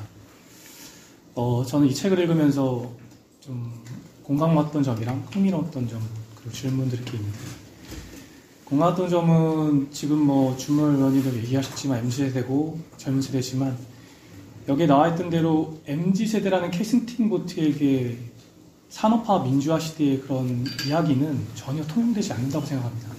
특히 독재, 검찰 독재 이런 말은 전혀 통용되지 않는다. 그런 점에 대해서 이 책에서 상당히 공감을 가졌고요. 제주에 있는 M세대 청년들도 똑같은 이야기를 하고 있다고 보고 있고요. 그리고 흥미로웠던 점은 아까 성한용 기자님도 말씀하셨지만 그 문재인 정부가 집권하고 나서 진보판 3당 합당을 하면은 과연 어떻게 그렇게 되면 그거에도 책에서 나와 있는데 만약 실제로 그렇게 진보판 3당 합당이 되었다면 지금 대선과 지선, 지금 현재 정치판이 어떻게 해야 될지 그걸 좀 여쭤보고 싶고요. 그리고 마지막으로 질문은 이건 좀 상당히 민감한 질문인데 성한용 기자님한테 듣고 싶은데 지금 아까 이전에 질문하셨던 분도 얘기하셨고 최병천 소장님도 얘기했지만 이재명이라는 정치인과 윤석열 정치의 초보라서 그랬다. 상당히 소구력이 별로 공감이 안 가고 상당히 뜨뜨미지근한 것 같아요.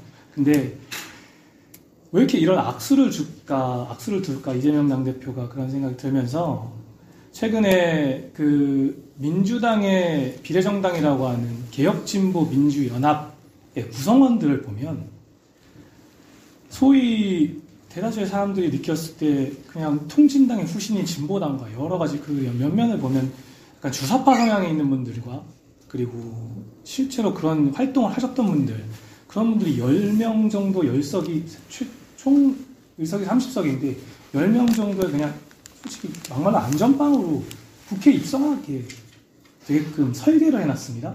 도대체 이런 악수를 두는 이유가 진짜 진위가 무엇인지 그게 이재명 대표와 성남시장 때부터 연관됐던 그런 무언가 혹시라도 취재하시면서 알고 있던 부분이 있는지 그걸 좀 여쭤보고 싶습니다. 기사님. 네, 중에 어떤 분 먼저 하시겠어요? 그래서 이거 뭐 민감한 문제라 답변하기 어려운 건 사실이에요. 그런데 이재명 대표가 성남시장 할 때부터 이제 그쪽이 이제 경기 동부 활동 무대이기 때문에 최소한 정서적인 유대 같은 거는 있을 수 있다고 생각을 하고요. 저는 통진당을 헌법재판소에서 위헌정당으로 결정을 해서 해산시킨 게 좀 잘못됐다고 생각하는 사람입니다.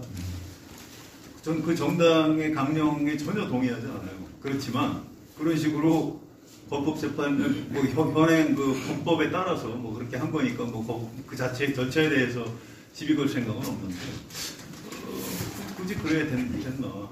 그냥 놔둬도 계속 쪼그라들었을 거라고 저는 생각을 해요. 전 지금 한동훈 위원장이 굉장히 비겁하다고 생각해요. 왜 진보당을 통진당의 후신이라고 공격을 하죠? 그 법무부 장관 때 뭐 했어요? 헌법재판소에 옛날 황교안 장관처럼 위헌정당 해서 심판을 받아내든가. 그때 가만히 있어놓고 지금 집권여당 비대위원장 돼가지고 일종의 색깔론이에요. 저 봐라, 저 이재명 저 빨갱이들하고 놀아나고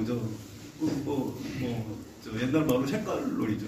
저는 그 정당하지 않다고 봅니다. 어떤 그 근본적인 그 시각에도 전혀 동의하지 않고요. 이 개인적으로 윤석열이나 이재명 이 정치인들이 초보기 때문에 발생하는 문제라고 생각하지는 않아요. 근데 왜 그 사람들이 여야의 대선 후보가 됐을까? 이 지점은 좀 봐야 됩니다. 저는 그건 우리나라만의 문제는 아니에요. 전 세계적으로 벌어지고 있는 그 확증 편향, 정치 양극화 이거하고 매우 긴밀한 관련이 있다고 생각합니다. 미국의 트럼프 현상하고 마찬가지예요. 그러니까 국가를 잘 운영할 사람이 필요한 게 아니고 이 유권자들이 패가 갈려가지고 저 쓰레기 같은 집단하고 저 악당을 가장 잘 때려 부실 수 있는 누구 없어? 야, 그 감옥에 그 개들 몇 명 끌어내서 저 악마하고 싸우게 해야 되는 거 아니야? 우리 헐리우드 영화 보면 그런 설정 많이 나오죠. 전 그래서 윤석열 후보하고 이재명 후보가 된 측면이 굉장히 강하다고 생각을 합니다. 그래서 이거는 어떤 그 정치인 개인의 캐릭터로 설명하는 거는 좀 별로 동의하지 않는 편입니다. 그래서 이거 진짜 풀기 어려운 숙제입니다. 저도 이 문제를 갖고 뭐 칼럼도 몇 번 써갖고 어디 가서 토론도 해봤는데 현재로서는 해법이 없어요. 앞으로 두고 보십시오. 점점 더 이렇게 굉장히 악당성을 가진 빌런들이 각 당의 대선 후보가 될 가능성이 굉장히 높다고 생각합니다. 꼭 우리나라뿐만 아니고 미국도 마찬가지입니다. 예, 좀. 아니 그래서 아까 다당제 쪽으로 다 대한민국 정치가 가야 된다. 그런 데 대한 그 장기적으로는 맞는 말씀이 그 얘기를 중간중간에 계속 껴서 계속 해야죠. 계속 이제 저 같은 사람은 이제 계속 그 얘기를 해야 돼요. 예, 알겠습니다. 이제 우리 신성장학과 스터디 교재기도 했었는데 방금 질문한 거랑 우리 송 기자님이랑 말한 거랑 또 이제 말씀하신 다당제까지 포함해서 우리 유창호 선배가 쓴 정치 내전이라는 책을 강력하게 추천드립니다. 거기는 이제 다당제가 오히려 대안이 아니다. 다당제가 그런 이제 트럼프적 현상이 대표적인 사례가 좀 이스라엘이거든요. 이스라엘은 100% 다당제인데 완전히 지금 나라가 엉망진창으로 되고 있는데요. 그래서 다당제냐 양당제냐 보다는 다당제냐 양당제냐에서 그나마 양당제가 낫다. 그런 현상을 줄이는 거예요. 저도 그 입장을 좀 상당 부분 공감하는 거고, 그건 그렇다 치고, 그냥 질문한 거를 좀 답변을 드리면, 우리 박광주 기자님이 질문한 거는 당 지도부에 해야 될 질문을 저에게 많이 하신 것 같아요. 주제가 뭔가 어려운지, 시스템 공천을 어떻게 할 건지를 저한테 물어보면, 제가 그걸 뭐 디테일을 설계하거나 집행하거나 운영한 사람은 아니기 때문에, 저는 이제 큰 틀의 정도 얘기할 수밖에 없는데, 뭐 등등, 엄밀히 말하면 이제 시스템을 다 만드는 건 불가능하죠. 이게 무슨, 같은 제도로 공천이 계속 하는 거는 여러 가지 불가능하고, 다만 이제 우리가 몇 가지로 그냥 원론적으로 생각할 수 있는 거는, 이게 만들어지기는 김상곤 비대위 때 만들어졌고, 지금 몇 가지가 좀 얹혀졌어요.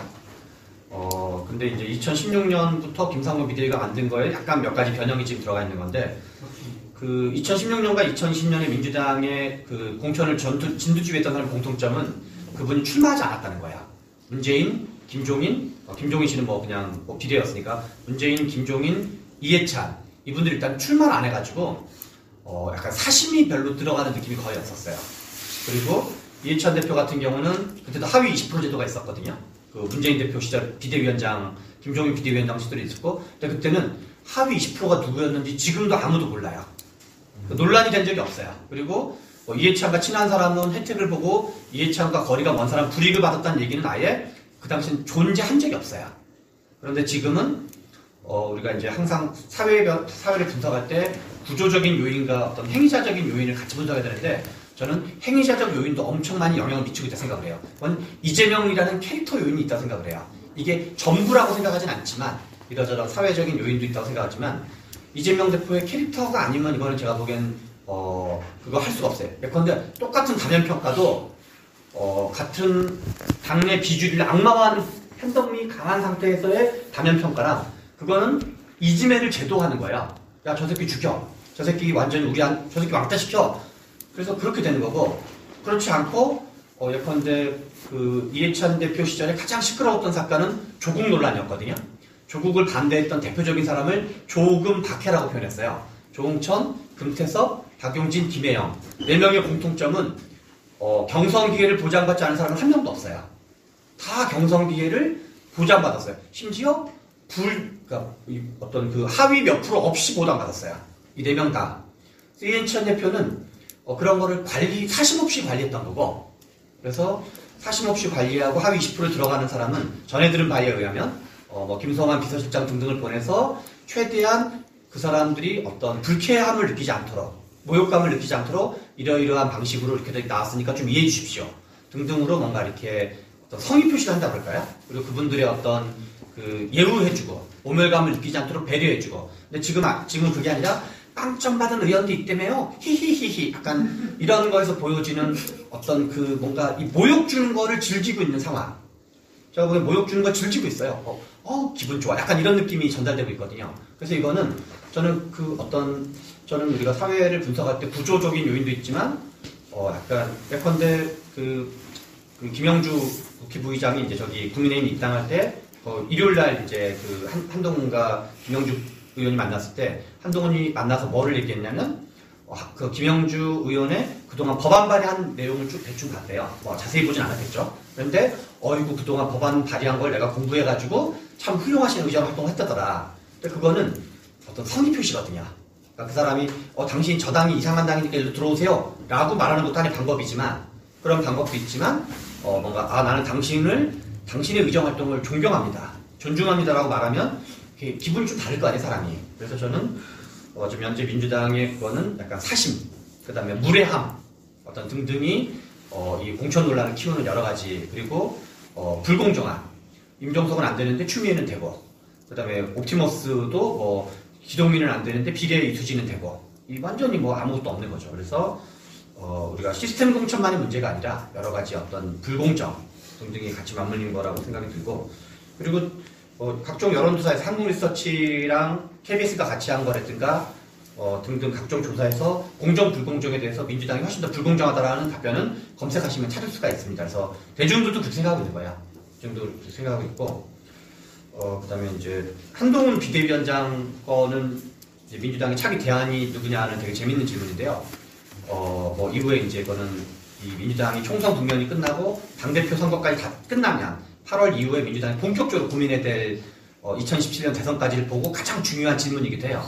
그리고 그거는 현재로는 제가 보기에는 두 분 다 약하지만 이재명 대표를 대체하는 리더십은, 그러니까 부분적으로 대체하는 리더십은 김부겸, 김동연 두 분밖에 없다는 생각을 해요. 둘 다 약해요. 매우 약하고, 그리고 민주당은 지금 리더만 없는 게 아니라 생각해요. 그리고 한동훈 비대위원장이 이번에 국민의힘 선거를 앞선할 경우 한국 정치사에서 약간 저는 어떤 의미 있는 전환점이라 생각을 해요. 73년 9위학번, 73년생 9위학번이 한동훈이고, 그 다음에 이제 뭐 이준석 천하람이 85년생, 86년생인데, 민주당의 주축은, 민주당의 구축 세대는 거의 약간 막내 취급당하고 있거든요, 지금도. 강훈식, 강병원, 박용진, 박주민, 뭐 이탄희 등등은 다, 뭐 이소영 의원 등등 포함해서 아무리 의정 활동을 열심히 하고 국민들로부터 주목을 받아도 약간 막내 중에 막내를 취급당하고 있는데, 지금 한동훈한테 막내한테 초토화당한 거거든요, 민주당이. 완전히 참패를 당한 거여서, 저는 86세대의 마지막 총선이 될 확률이 매우 높다고 생각을 해요. 근데 똑같은 임종석이어도 이제 2028년 됐으니까 저 드디어 다시 공천 기회 주세요 라고 말하는 분위기가 과연 가능할까? 이번에 공정했든 불공정했든가 관계없이, 또 뭐 이번에 컷오프된 아무개 의원들이 저 왕년에 제가 했고, 뭐 저는 아직 제 친구들도 지금도 여전히 86세대 중에는 국회의원 배지 달고 싶은 사람 몇천 명 줄 서 있거든요. 근데 저는 그분들 모두가 야, 너 몇 살이야? 너 한동훈보다 나이 많아 적어? 라는 그 질문을 마주하게 될 가능성이 많다고 생각을 해요. 그래서 근데 그럼 민주당에는 천하람도 없고 이준석도 한동훈도 없는 거야. 그래서 민주당의 70년대생, 민주당의 80년대생, 90년대생이 제가 이제 만약에 당 지도부에 뭔가 관여하는 사람이라면, 그리고 뭐 거기에 제가 관여하는 사람이라면, 이게 지금 한 명을 만드는 게 중요하지 않아요. 김부겸, 김동연을 만드는 게 중요한 게 아니라, 또는 누구를 영입하는 게 아니라 생태계를 어떻게 구축할 건지 같이 고민해야 돼요. 그래서 컨텐츠의 리빌딩, 민주당이 컨텐츠를 리빌딩을 해야 되고, 어떤 이제 스타, 그리고 심지어는 한동훈, 이준석, 천하람의 공통점은 원외 정치인이라는 거예요. 저는 배지 여부가 결정적으로 생각하지는 않아요, 개인적으로. 그래서 지난번에 뭐 오세훈, 윤석열, 이준석의 공통점이 다 원외이거든요. 그래서 저는 뭔가 민주당이 이 8월 전당대회 때 만약에 잘 수습되었다고 가정할 경우 민주당이 해야 될 그림의 크기가 훨씬 더 그림이 크게 그려야 생각을 해요. 몇 명 한 명 영입하는 게 아니라 민주당의 스타 정치인들, 원외 스타 청년 정치인들 어떻게 발굴 및 육성하고 언론을 띄워줄 건지. 그래서 뭐 윤범기 기자랑 같이 뭐 연설대전을 뭐 대규모로 한다든가, 당 지도부가 주최해가지고 뭐 그런 걸 하는 방식이 됐든 뭐든 아이디어는 여러 가지가 있을 수 있겠지만, 그런 아주 좀 되게 복합적인 플랜, 복합적인 기획을 해야지만 뭔가 이렇게 겨뤄볼 수 있고, 그리고 이제 국민의힘이 압승을 하면 윤석열 대통령이 뭐 이제 총선 이후에는 어떤지 모르지만 그동안 보여주고 보면 정무적 감각이 현저하게 떨어지는 분이거든요. 그래서 약간 이제 오버슈팅을 할 가능성이 매우 많고, 다만 그쪽이 의석수가 워낙 원사이드하기 때문에 민주당은 약간 옥신각신을 한동안 한 22년 가까이 하게 될 가능성이 있고, 지지부진.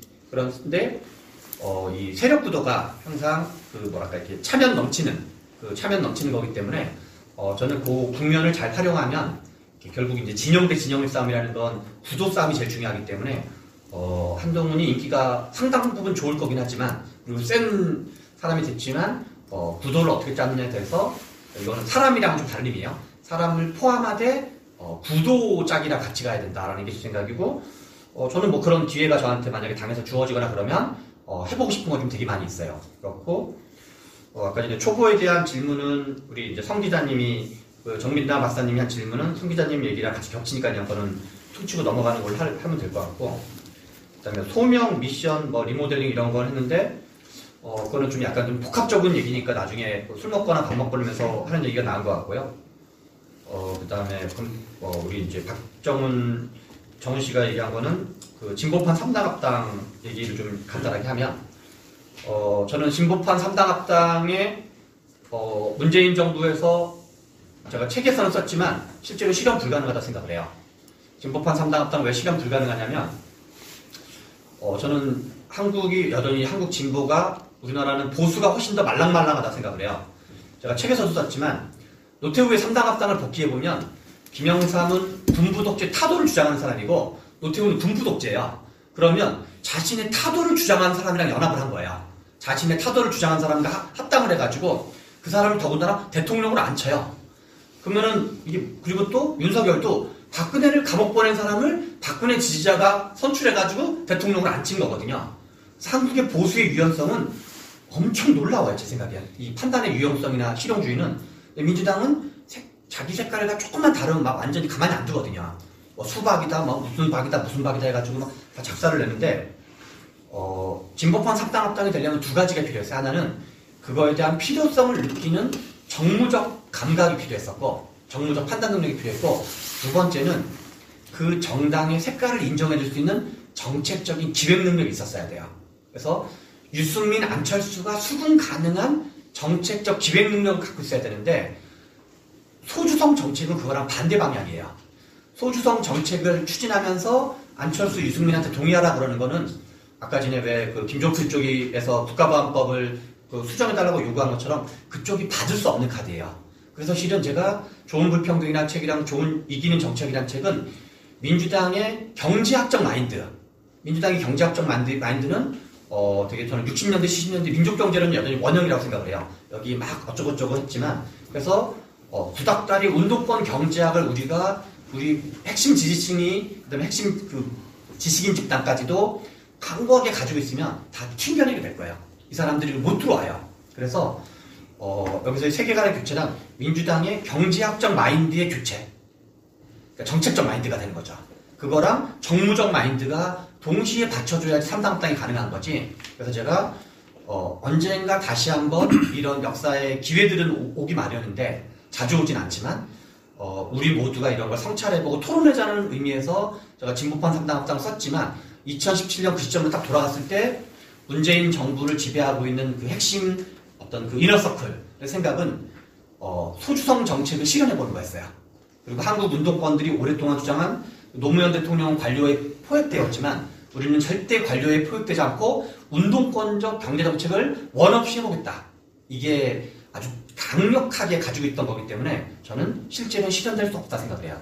이게 그러니까 이념적 정책 마인드가 편향되어 있기 때문에 정책이 좌편향이기 때문에 정무적 기획을 중도로 가는 게 불가능한 거죠. 가려면 둘 다를 같이 가야 되는 거야.